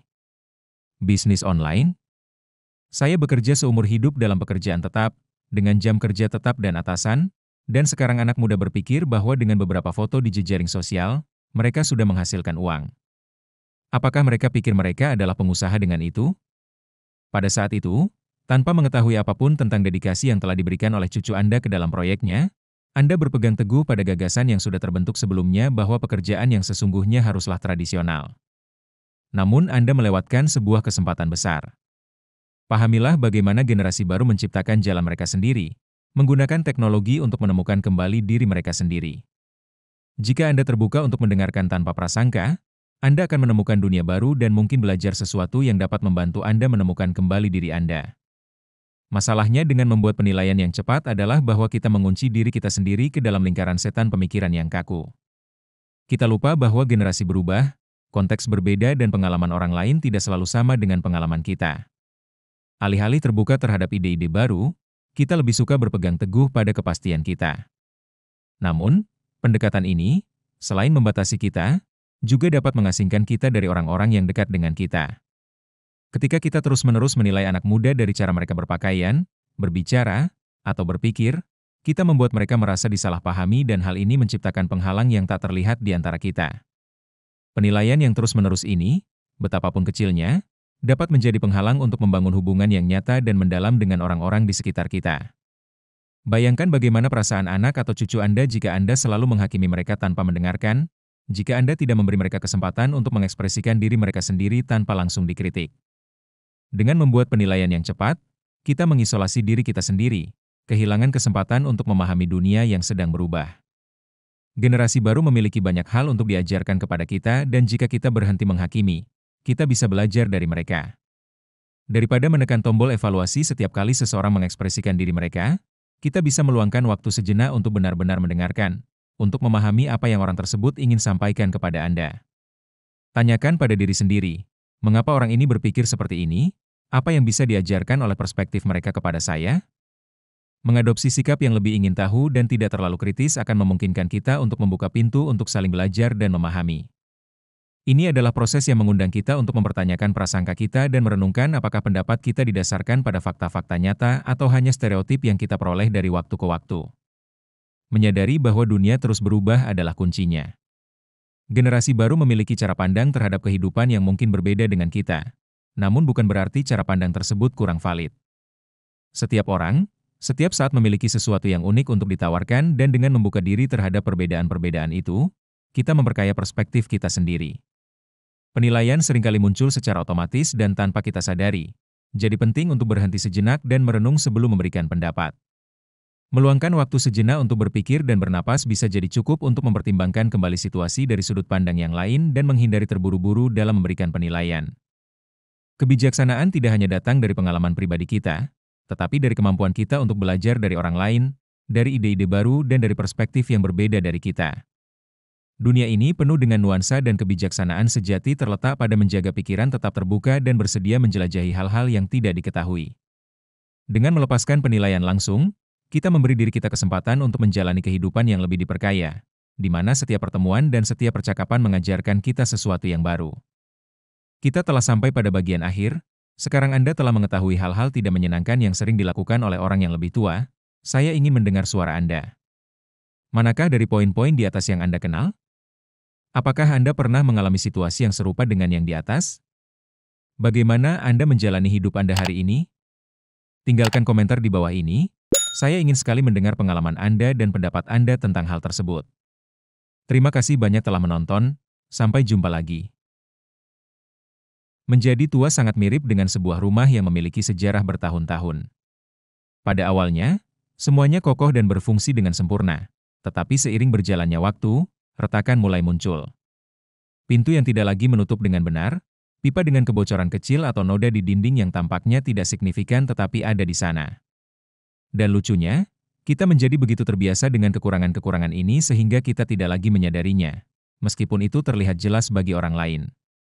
Hal yang sama juga terjadi pada kepribadian kita seiring bertambahnya usia. Tanpa disadari, kita memiliki kebiasaan dan sikap yang tidak hanya mengganggu orang-orang di sekitar kita, tetapi juga bisa membuat kita terasing dari mereka. Seolah-olah retakan kecil dalam cara kita menjadi semakin besar selama bertahun-tahun. Dan suatu hari, tanpa kita sadari, kita menjadi orang yang tidak akan pernah kita inginkan. Hari ini kita akan membahas tentang 6 sikap yang banyak diadopsi oleh banyak orang seiring bertambahnya usia dan itu bisa sangat tidak menyenangkan. Kami tidak mengacu pada keriput atau penyakit, tetapi pada perilaku yang sering kita benarkan dengan frasa seperti, "Saya sudah tua," atau "Saya selalu seperti ini." Tapi tahukah Anda? Perilaku ini tidak hanya memengaruhi orang lain, tetapi juga dapat membuat Anda merasa lebih buruk tentang diri Anda sendiri. Dan inilah yang menarik, kita akan melakukannya dalam format hitung mundur, di mana 2 perilaku terakhir dalam daftar ini sangat mengejutkan sehingga tidak hanya akan mengejutkan Anda, tapi juga membuat Anda merenungkan bagaimana Anda menjalani tahap kehidupan Anda saat ini. Jadi, tetaplah mendengarkan sampai akhir, karena kebenaran-kebenaran ini bukan untuk orang yang lemah. Saya jamin bahwa setelah mendengarkan ini, Anda akan melihat penuaan dengan cara yang sama sekali berbeda. Apakah Anda siap untuk mengetahuinya? Ini dia. Izinkan saya menceritakan sebuah kisah untuk mengilustrasikan tentang video ini. Bayangkan Donna Marta, seorang ibu dari 3 orang anak yang sudah dewasa, seorang nenek yang bangga dan menurutnya, ahli dalam keluarga. Dia selalu menjadi pusat dari segalanya, pertemuan, nasihat, dan keputusan-keputusan penting. Namun, selama bertahun-tahun, kehadirannya yang kuat dan penuh kasih sayang itu semakin sulit untuk ditangani. Pada sebuah pertemuan keluarga baru-baru ini, semua orang dengan penuh semangat berbagi cerita. Salah satu cucunya bercerita tentang pengalamannya bepergian sendirian di Eropa dan putri bungsunya dengan antusias menceritakan bagaimana dia mendapatkan promosi di tempat kerja. Tapi Marta tidak bisa diam saja. Bukan apa-apa, ia menyela dengan senyuman yang tidak menyembunyikan maksudnya. Ketika saya seusia Anda, saya bekerja 2 kali lebih keras tanpa mengeluh. Kalian anak muda tidak tahu apa itu kerja keras sekarang. Suasana berubah seketika. Cucu-cucunya memalingkan muka, merasa tidak nyaman, sementara anak perempuan mereka mencoba mengikuti percakapan. Tetapi Marta masih tidak menyadari efek dari kata-katanya. Bukan hanya dia menyela, tapi semua yang dia katakan adalah sebuah kritik. Tidak ada yang menghormati orang yang lebih tua seperti dulu. Saat ini mereka menginginkan segala sesuatu yang mudah dengan telepon genggam dan sebagainya. Ketika seseorang mencoba untuk berbicara, dia akan dengan cepat memotongnya dengan, "Oh, saya tahu apa yang akan Anda katakan, tapi saya pernah mengalami hal yang lebih buruk." Dan seperti biasa, dia akan mengeluh. Saya tidak tahu bagaimana Anda bisa mengeluh dengan semua yang Anda miliki. Pada zaman saya, Anda harus bekerja keras, tidak seperti sekarang yang bisa mendapatkan segalanya hanya dengan menekan satu tombol. Salah satu anak laki-laki, yang akhirnya lelah, mencoba meredakan suasana. "Ibu, mari kita bicara juga." Tapi Marta, dengan marah, berseru, "Anak macam apa yang berbicara seperti itu kepada saya? Setelah semua yang telah saya lakukan untuk Anda, tolong hormati saya. Saya ibumu dan saya layak untuk didengarkan." Dan ada keheningan. Marta tidak menyadari bahwa sikapnya tidak menimbulkan rasa hormat, melainkan jarak. Tak seorang pun ingin menjadi orang berikutnya yang berbicara, karena tahu bahwa perkataan mereka akan diinterupsi, dikurangi, atau dikritik. Apakah cerita ini terdengar familiar? Donna Marta bukanlah orang yang jahat, tetapi dia jatuh ke dalam pola yang banyak orang kembangkan seiring bertambahnya usia. Di sini saya akan memberitahu Anda tentang hal-hal tidak menyenangkan yang, seperti Marta, kita lakukan seiring bertambahnya usia dan terkadang tanpa kita sadari. Dan di nomor 6 adalah mengeluh tentang segala hal. Mengeluh tentang segala sesuatu seperti memiliki keran yang menetes tanpa henti. Pada awalnya Anda tidak menyadarinya, tapi lama-kelamaan suara yang terus-menerus itu mulai membuat orang-orang di sekitar Anda putus asa. Lucunya, bagi pelakunya, tetesan air ini terlihat alami, seolah-olah mengeluh adalah bagian dari cara mereka untuk hidup. Pikirkanlah tentang hal ini. Anda bangun di suatu pagi dan hal pertama yang keluar dari mulut Anda bukanlah, "Hari yang indah," atau "Saya sangat senang berada di sini." Tapi, "Oh, punggung saya sakit," atau "Kopi tidak terasa seperti biasanya." Dan apa yang terjadi ketika Anda melihat seseorang menikmati sesuatu? Itu adalah kesempatan yang tepat untuk menjatuhkan setetes lagi dari keran itu. Pada zaman saya, itu adalah hal yang baik, bukan omong kosong seperti sekarang. Keluhan itu seperti virus, menyebar dengan cepat dan mencemari semua yang dilaluinya. Katakanlah Anda sedang berada di sebuah pertemuan keluarga. Semua orang tertawa, bersenang-senang, bercerita, tapi tiba-tiba Anda berkata, "Suara bising ini membuat saya sakit kepala," atau "Kalian tidak tahu bagaimana rasanya bekerja keras." Menurut Anda, apa yang terjadi pada energi di tempat itu? Tempat itu runtuh seperti balon yang baru saja diletuskan oleh seseorang. Suatu hari, hal yang sama terjadi pada Donna Clara. Dia adalah seorang wanita tua, penuh dengan cerita dan pengalaman, tetapi akhir-akhir ini segala sesuatu dalam hidupnya selalu dikeluhkan. Jika udara dingin, dia mengeluh. Jika cuaca panas, dia mengeluh. Jika seseorang tidak meneleponnya, dia berkata bahwa mereka mengabaikannya. Dan jika mereka terlalu sering meneleponnya, ia merasa itu adalah pelanggaran terhadap ruang geraknya. Suatu sore, ketika dia berada di pesta ulang tahun cucunya, anak-anak bermain dan tertawa terbahak-bahak.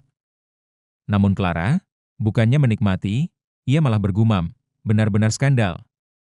Anak-anak ini tidak lagi menghormati orang yang lebih tua." Putrinya dengan sabar berkata, "Ibu, tenanglah, mereka sedang bermain." Tapi itu seperti menyiramkan bensin ke dalam api. Clara menjawab, "Santai. Kamu tidak mengerti betapa sulitnya bagi saya." Tidak ada yang mengerti apa-apa. Dan pesta pun berlangsung, hening. Tawa mereda, pandangan berpaling dan apa yang seharusnya menjadi momen yang menyenangkan menjadi awan tebal yang menyelimuti semua orang. Masalah dengan terus-menerus mengeluh adalah, sedikit demi sedikit, Anda menjadi terisolasi. Orang-orang berhenti mengundang Anda, bukan karena mereka tidak menyukai Anda, tetapi karena mereka tahu bahwa apapun yang Anda lakukan, Anda tidak akan bahagia. Dan itu menyakitkan. Ini seperti radio yang hanya menyetel lagu statis. Tidak ada yang mau mendengarkannya. Namun hal tersulit dari kebiasaan ini adalah bahwa hal ini tidak hanya mempengaruhi orang lain. Kebiasaan ini juga merampas kemampuan Anda untuk menikmati diri sendiri. Alih-alih menikmati kopi, Anda malah mengeluh bahwa kopi itu tidak seperti biasanya. Alih-alih tertawa dengan cucu Anda malah fokus pada kebisingan.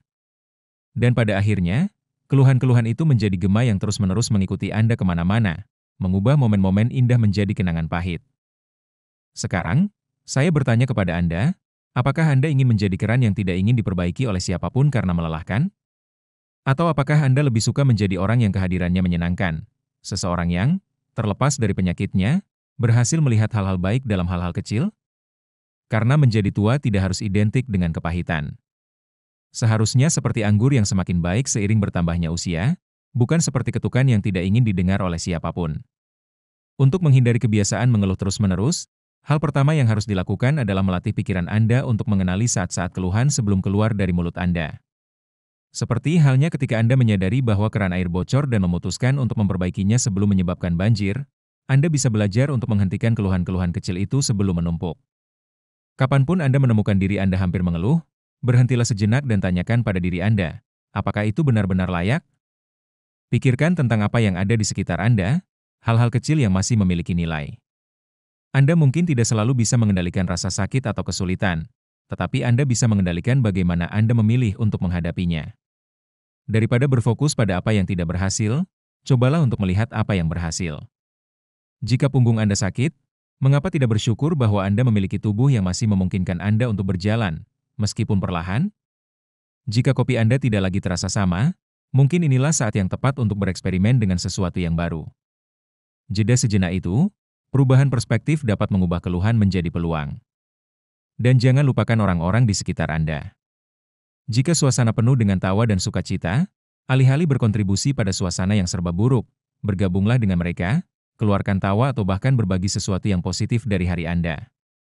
Seperti seorang musisi yang bergabung dalam melodi grup, Anda tidak lagi menjadi nada sumbang dan menjadi bagian dari sesuatu yang jauh lebih besar dan berharga. Ingatlah, mensyukuri apa yang Anda miliki. Melihat hal positif dalam keseharian dan bergabung dalam momen-momen bahagia tidak hanya akan meningkatkan kehidupan Anda, tapi juga membuat orang-orang di sekitar Anda lebih menikmati kehadiran Anda. Jadi, alih-alih menjadi keran yang berisik, jadilah sumber energi positif. Karena pada akhirnya, hidup tidak dimaksudkan untuk terus-menerus menggerutu, tapi serangkaian momen yang harus dinikmati. Nomor 5. Selalu mendominasi percakapan. Ini seperti menonton film dan seseorang maju ke depan layar untuk menceritakan kisahnya sendiri. Tidak peduli seberapa bagus filmnya, orang tersebut menghalangi pandangan orang lain dan terkadang bahkan tidak menyadari apa yang mereka lakukan.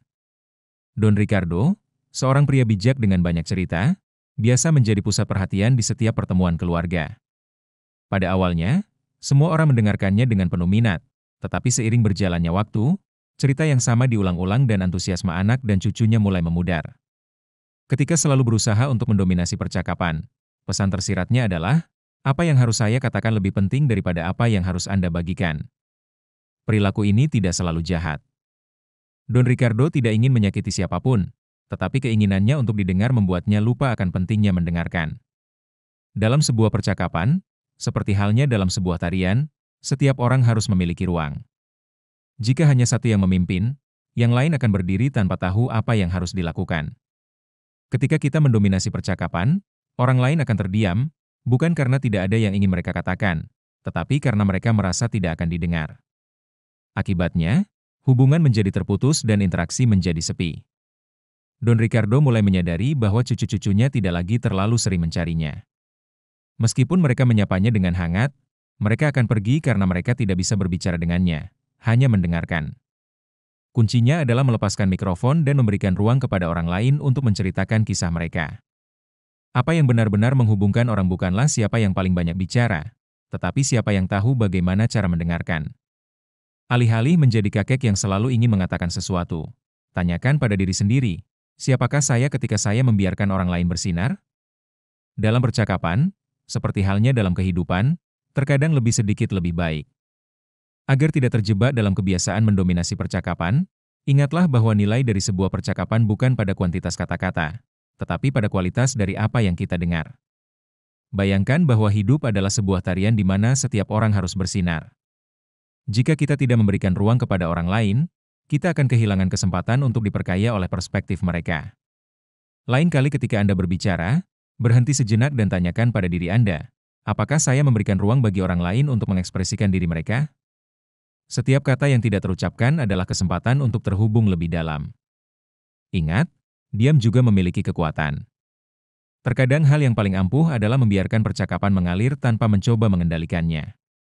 Dengarkan dengan hati, bukan dengan pikiran yang sibuk memikirkan apa yang harus dikatakan selanjutnya.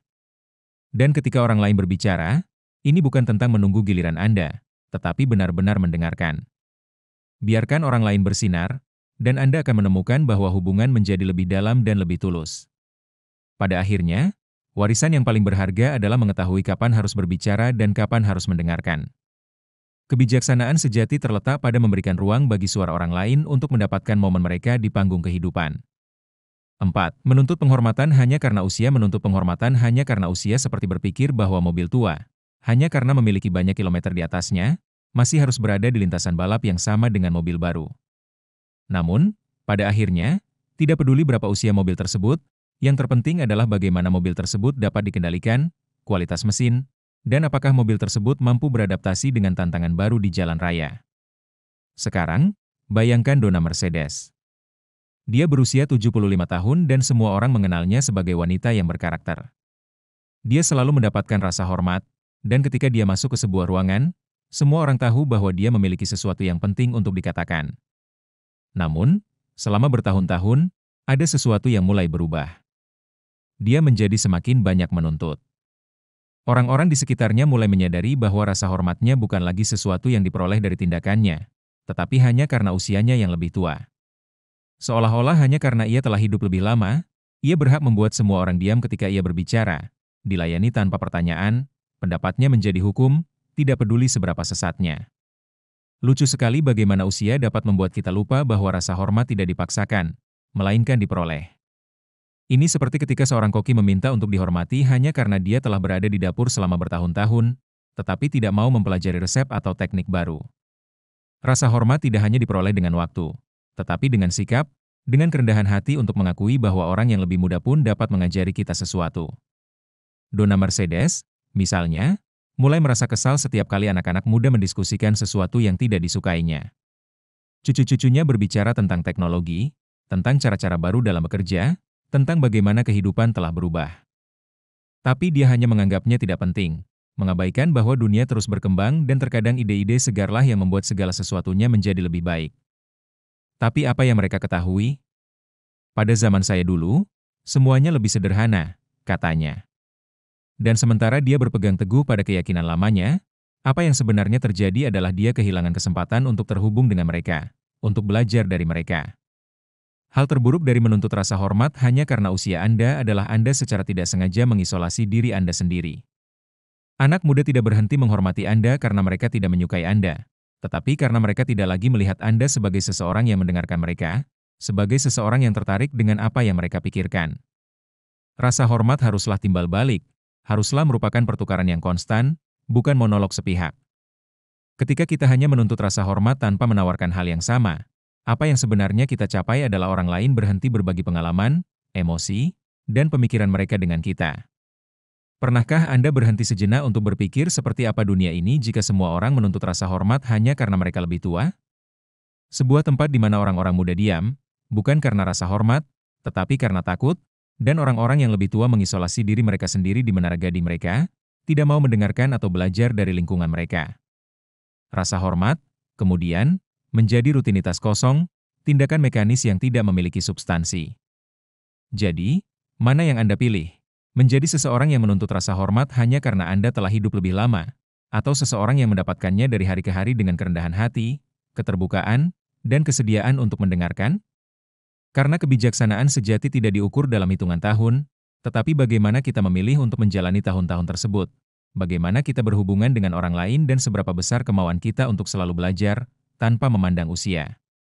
Agar tidak jatuh ke dalam perangkap menuntut rasa hormat hanya karena usia, penting untuk diingat bahwa rasa hormat dibangun dari hari ke hari, bukan dipaksakan oleh waktu yang dijalani. Kebijaksanaan sejati terletak pada kerendahan hati untuk mengakui bahwa, tidak peduli berapapun usia kita, selalu ada hal baru yang bisa dipelajari dari orang lain, bahkan dari generasi yang lebih muda. Sebagai contoh, bayangkanlah bahwa kita semua seperti pohon di sebuah taman. Pohon tertua memiliki akar yang dalam dan sejarah yang luar biasa, tetapi juga membutuhkan air segar dan sinar matahari untuk terus tumbuh. Demikian pula, meskipun tahun-tahun memberi kita pengalaman, hubungan yang sejati tercapai ketika kita memahami bahwa setiap orang, berapapun usianya, memiliki sesuatu yang berharga untuk disumbangkan. Dengan tetap terbuka dan ingin tahu, kita memastikan bahwa rasa hormat bukanlah hak yang diperoleh, tetapi merupakan anugerah bersama yang mengalir di antara kita semua. Jadi, alih-alih membangun menara gading di mana hanya suara kita yang didengar, kita dapat membangun jembatan pemahaman yang memungkinkan kita untuk belajar dan tumbuh bersama, berapapun usia kita. Karena pada akhirnya, rasa hormat yang sejati tidak didasarkan pada berapa lama kita telah hidup, tetapi pada kesediaan kita untuk hidup dengan keterbukaan dan kerendahan hati. Nomor 3. Mengabaikan penampilan Anda. Mengabaikan penampilan Anda ketika Anda telah menghabiskan sebagian besar hidup Anda adalah seperti membiarkan mobil Anda, yang selalu menjadi teman setia Anda, berkarat dan berdebu. Pada awalnya, semuanya tampak baik-baik saja, tetapi seiring berjalannya waktu, mobil itu tidak lagi memiliki kekuatan yang sama, tidak lagi bersinar seperti sebelumnya, dan yang terburuk, ketika Anda bercermin, Anda bahkan tidak mengenali diri Anda sendiri. Seolah-olah taman yang indah, yang dulunya cerah dengan bunga-bunga dan warna-warna cerah, mulai ditumbuhi rumput liar. Pada awalnya, tampaknya tidak terlalu buruk, beberapa ranting kering di sana-sini, beberapa daun berguguran. Tetapi jika tidak segera diurus, apa yang dulunya merupakan surga warna dan wewangian akan menjadi tempat yang terabaikan, penuh dengan bayang-bayang. Dan itulah kesedihan dari tidak merawat penampilan Anda. Anda mulai menghilang dari taman Anda sendiri. Anda tidak lagi menjadi pusat perhatian. Anda tidak lagi menjadi sumber kekaguman. Anda hanyalah sisa-sisa dari diri Anda yang dulu. Dan apa yang terjadi jika Anda tidak lagi merawat diri Anda sendiri? Orang-orang mulai berpikir bahwa Anda tidak peduli. Anda berpikir bahwa tidak masalah seberapa keriput wajah Anda atau jika pakaian Anda tidak lagi berkilau seperti dulu. Namun sebenarnya kesan pertama tetaplah penting, tidak peduli berapapun usia Anda. Bagaimana Anda menampilkan diri Anda kepada orang lain juga mencerminkan bagaimana Anda melihat diri Anda sendiri. Dan ketika Anda memutuskan untuk mengabaikan penampilan Anda, apa yang sebenarnya Anda katakan adalah, saya tidak peduli apa yang mereka pikirkan tentang saya lagi. Dan itu bisa menjadi ramalan yang terpenuhi dengan sendirinya. Karena jika Anda tidak peduli dengan penampilan Anda, mengapa Anda mengharapkan orang lain untuk peduli? Tentu saja, bukan berarti Anda harus mengenakan setelan mewah setiap hari atau mempertahankan penampilan yang sempurna setiap saat. Tidak ada yang mengharapkan Anda untuk menjadi orang yang sama seperti saat Anda masih muda, tetapi penting untuk berusaha menunjukkan kepada dunia bahwa Anda menghargai diri sendiri. Karena pada akhirnya, penampilan Anda juga mencerminkan perasaan Anda terhadap diri sendiri.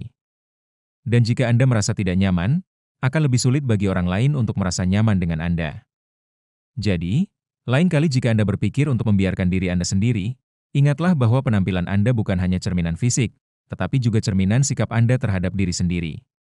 Jika Anda tidak merawat diri sendiri, bagaimana Anda bisa mengharapkan orang lain untuk merawat Anda? Citra yang Anda tampilkan adalah surat lamaran yang dilihat dunia. Dan Anda berhak untuk tampil sebaik mungkin, selalu.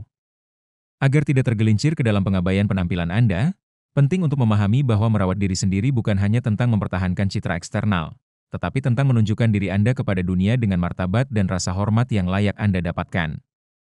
Penampilan, dalam banyak hal, merupakan cerminan dari perasaan Anda tentang diri Anda sendiri. Ini bukan tentang memenuhi standar kecantikan, tetapi tentang menyampaikan kesejahteraan dan harga diri Anda melalui kehadiran Anda. Bayangkan Anda adalah sebuah buku yang ditinggalkan di rak tanpa dibuka selama bertahun-tahun.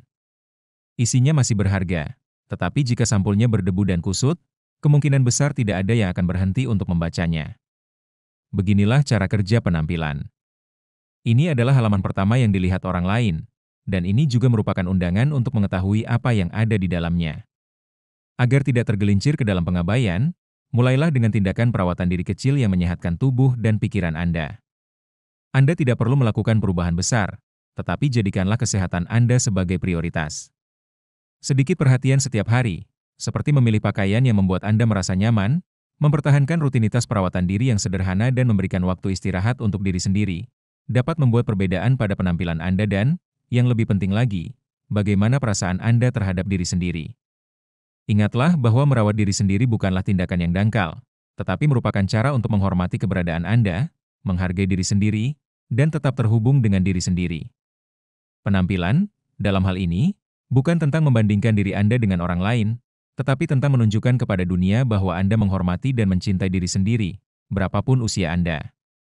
Ketika Anda merawat diri sendiri, Anda tidak hanya meningkatkan citra eksternal Anda, tetapi juga memperkuat kepercayaan diri dan hubungan Anda dengan orang lain. Ini bukan tentang bersaing dengan anak muda atau mempertahankan citra kesempurnaan, ini tentang terus berkembang sebagai manusia, tanpa melepaskan apa yang membuat Anda merasa nyaman. Pada akhirnya, perawatan yang konstanlah yang memungkinkan Anda untuk terus bersinar, terlepas dari keriput, uban, atau berlalunya waktu. Dengarkan baik-baik. Terakhir, saya akan mengungkapkan kepada Anda 2 tips buruk terakhir yang cenderung kita lakukan seiring bertambahnya usia. Tapi pertama-tama, jika Anda sudah sampai sejauh ini, tinggalkan komentar dari tempat Anda menonton video ini bersama kami. Saya mendorong Anda untuk berlangganan jika Anda belum menjadi bagian dari komunitas kami dan memberikan komentar Anda. Itu sangat penting bagi kami. Jadi, sekarang, mari kita bahas 2 hal tidak menyenangkan yang kita lakukan seiring bertambahnya usia. Dan nomor 2 di atas ini adalah membual tentang pencapaian Anda. Bayangkan Anda sedang berada di sebuah pertemuan keluarga, dikelilingi oleh anak-anak, cucu dan teman-teman lama Anda. Percakapan mengalir secara alami sampai, tiba-tiba, Bibi Charmaine yang berusia 78 tahun melontarkan kalimat yang mengubah suasana. Pada usia Anda, saya sudah mencapai ini, itu, dan yang lainnya, dan semuanya dengan usaha saya sendiri. Sejak saat itu, percakapan berubah menjadi monolog tanpa akhir, di mana ia mengulas semua pencapaiannya, tanpa menyisakan ruang untuk orang lain.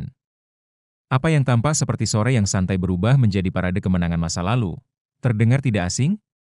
Ini adalah sikap saya yang melakukannya dulu yang terus-menerus memamerkan berapa banyak pencapaian yang telah Anda kumpulkan. Seolah-olah hidup Anda adalah sebuah album piala yang harus dibagikan di setiap kesempatan. Setiap percakapan menjadi kesempatan untuk menyoroti keberhasilan Anda sendiri, bahkan jika topiknya tidak ada hubungannya dengan Anda. Anak Anda memberitahu Anda betapa bangganya dia dengan proyek terbarunya di tempat kerja dan Anda, sambil tersenyum, menyela. Ya, itu bagus, tetapi ketika saya masih muda, saya tidak hanya mencapai ini, tetapi kebutuhan untuk menyombongkan diri tidak selalu disadari dan seringkali kita bahkan tidak menyadari bahwa kita memonopoli percakapan. Apa yang dimulai sebagai sebuah anekdot menjadi sebuah kompetisi di mana satu-satunya ukuran nilai adalah siapa yang mencapai lebih banyak, siapa yang lebih sukses. Namun yang terburuk, dorongan untuk menunjukkan apa yang telah kita capai dapat membuat kita membayangi orang lain, meninggalkan pencapaian mereka dalam bayang-bayang. Dengan melakukan hal tersebut, kita tidak hanya menciptakan penghalang antara diri kita sendiri dan orang-orang di sekitar kita, tetapi juga menciptakan rasa superioritas. Seolah-olah, dengan membagikan kemenangan kita di masa lalu, kita percaya bahwa kita memiliki hak untuk memberikan nasihat atau mengoreksi orang lain tanpa bertanya apakah mereka benar-benar membutuhkannya. Hal ini dapat membuat orang lain merasa tidak terlihat, seolah-olah pencapaian mereka tidak penting dibandingkan dengan pencapaian kita. Bayangkan anak Anda, yang telah bekerja keras untuk mendapatkan promosi jabatan dan, alih-alih menerima dukungan, ia hanya mendengar daftar kemenangan Anda di masa lalu. Tiba-tiba, kegembiraannya memudar karena tampaknya apa yang telah dicapainya tidak cukup. Hidup ini penuh dengan pencapaian dan sorotan, namun hal tersebut tidak harus selalu menjadi fokus dari setiap percakapan. Hidup di masa sekarang, mengagumi pencapaian mereka dan merayakannya, sama pentingnya dengan mengingat apa yang telah kita lakukan. Alih-alih mengisi setiap pembicaraan dengan parade kesuksesan di masa lalu, kita harus belajar untuk berbagi apa yang kita pelajari saat ini dan memberikan ruang bagi orang lain untuk berbagi cerita mereka sendiri. Pengakuan yang sebenarnya tidak datang dari berbicara tanpa henti tentang apa yang telah kita capai, tetapi dari hadir dan menghargai cerita orang lain. Kerendahan hati memungkinkan kita untuk memahami bahwa pencapaian kita hanyalah salah satu bagian dari kisah yang jauh lebih kaya, yang ditenun dari pengalaman semua orang. Dengan berhenti menyombongkan diri, kita memberikan tindakan kemurahan hati, menunjukkan bahwa kita mengakui dan menghargai pencapaian orang lain tanpa membandingkannya dengan pencapaian kita. Dengan cara ini, kita dapat terus berbagi kemenangan kita, tetapi juga merayakan kemenangan orang lain dengan semangat yang sama, tanpa membuat mereka merasa rendah diri. Dan posisi nomor satu adalah membuat penilaian nilai. Bayangkan Anda masuk ke sebuah kedai kopi, duduk dan memesan kopi. Saat Anda menunggu, Anda melihat sekelompok pemuda berjalan masuk. Salah satu dari mereka mengenakan celana robek dan topi yang aneh. Tanpa berpikir panjang, Anda mulai bergumam. Ada apa dengan mereka? Mereka pikir mereka sangat keren, tapi mereka terlihat konyol. Anda tidak tahu siapa mereka atau apa yang telah mereka alami, tetapi Anda dengan cepat mengambil kesimpulan. Anda menilai mereka dari penampilan mereka, dari apa yang mereka kenakan, dari tato atau cara mereka berbicara. Bukan berarti Anda melakukannya karena kedengkian. Hanya saja, selama bertahun-tahun, kebiasaan menilai dan mengkategorikan orang lain tampaknya telah menjadi bagian dari kehidupan sehari-hari Anda. Seolah-olah pengalaman Anda telah memberi Anda radar yang memungkinkan Anda untuk membedakan antara yang benar dan yang salah, antara yang dapat diterima dan yang tidak dapat diterima, tetapi tanpa memiliki semua informasi. Kebiasaan membuat penilaian cepat ini adalah sesuatu yang, meskipun Anda pikir memberikan rasa aman, sebenarnya membatasi Anda.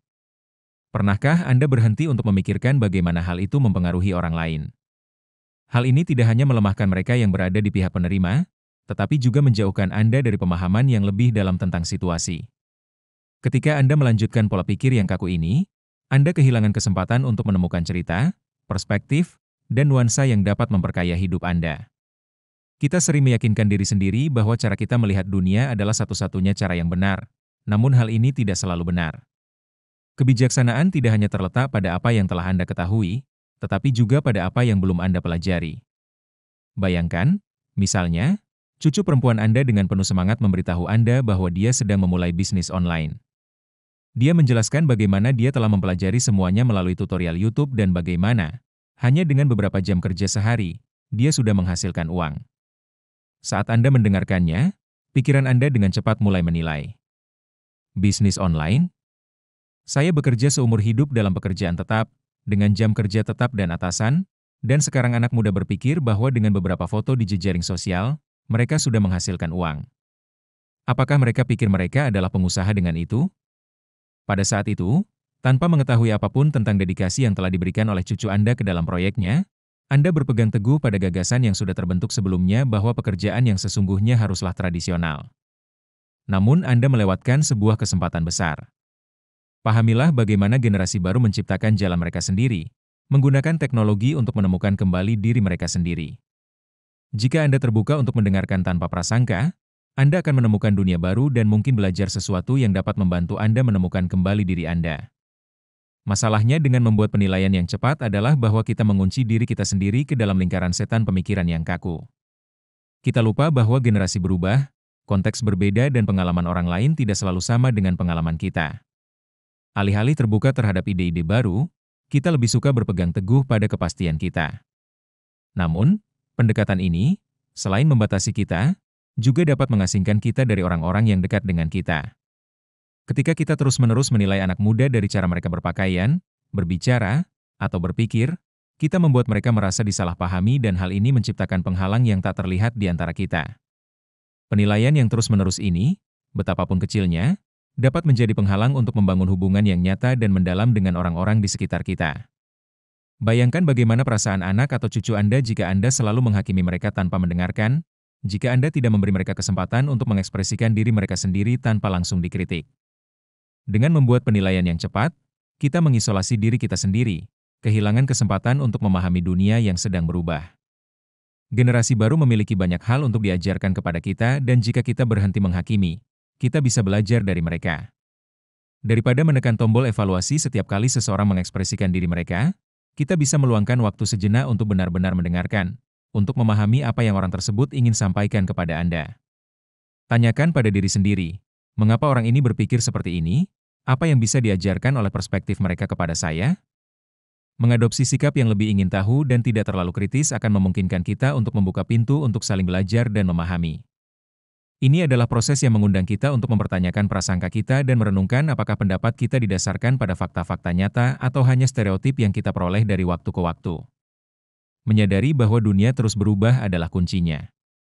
Generasi baru memiliki cara pandang terhadap kehidupan yang mungkin berbeda dengan kita, namun bukan berarti cara pandang tersebut kurang valid. Setiap orang, Setiap saat memiliki sesuatu yang unik untuk ditawarkan dan dengan membuka diri terhadap perbedaan-perbedaan itu, kita memperkaya perspektif kita sendiri. Penilaian seringkali muncul secara otomatis dan tanpa kita sadari. Jadi penting untuk berhenti sejenak dan merenung sebelum memberikan pendapat.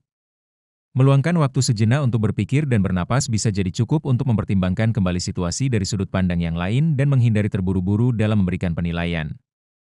Kebijaksanaan tidak hanya datang dari pengalaman pribadi kita, tetapi dari kemampuan kita untuk belajar dari orang lain, dari ide-ide baru dan dari perspektif yang berbeda dari kita. Dunia ini penuh dengan nuansa dan kebijaksanaan sejati terletak pada menjaga pikiran tetap terbuka dan bersedia menjelajahi hal-hal yang tidak diketahui. Dengan melepaskan penilaian langsung, kita memberi diri kita kesempatan untuk menjalani kehidupan yang lebih diperkaya, di mana setiap pertemuan dan setiap percakapan mengajarkan kita sesuatu yang baru. Kita telah sampai pada bagian akhir, sekarang Anda telah mengetahui hal-hal tidak menyenangkan yang sering dilakukan oleh orang yang lebih tua.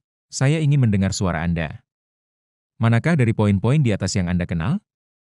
Apakah Anda pernah mengalami situasi yang serupa dengan yang di atas? Bagaimana Anda menjalani hidup Anda hari ini? Tinggalkan komentar di bawah ini. Saya ingin sekali mendengar pengalaman Anda dan pendapat Anda tentang hal tersebut.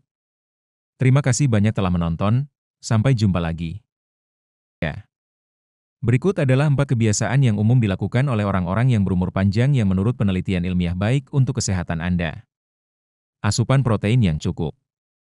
Penelitian yang dilakukan oleh Newcastle University di Inggris mengevaluasi data dari lebih dari 700 orang berusia 85 tahun pada tahun 2006 dan menemukan bahwa mereka yang makan cukup protein lebih sehat dan lebih kecil kemungkinannya untuk menderita penyakit dibandingkan dengan mereka yang tidak memenuhi jumlah yang direkomendasikan setiap hari. Seiring bertambahnya usia, tubuh akan kehilangan massa otot, yang menyebabkan kelemahan dan berkurangnya mobilitas. Oleh karena itu, menjaga massa otot adalah kunci untuk tetap sehat seiring bertambahnya usia. Protein juga menawarkan manfaat lain, seperti membantu mencegah penyakit dan menjaga kekuatan otot serta sistem kekebalan tubuh yang berfungsi dengan baik. Dr. Florence, seorang profesor kedokteran di New York dan pendiri Chalmers Health Medical Center, telah menghabiskan waktu bertahun-tahun untuk meneliti cara-cara memperlambat proses penuaan. Dia merekomendasikan untuk mengonsumsi setidaknya 1 gram protein per kilogram berat badan untuk mempertahankan massa otot.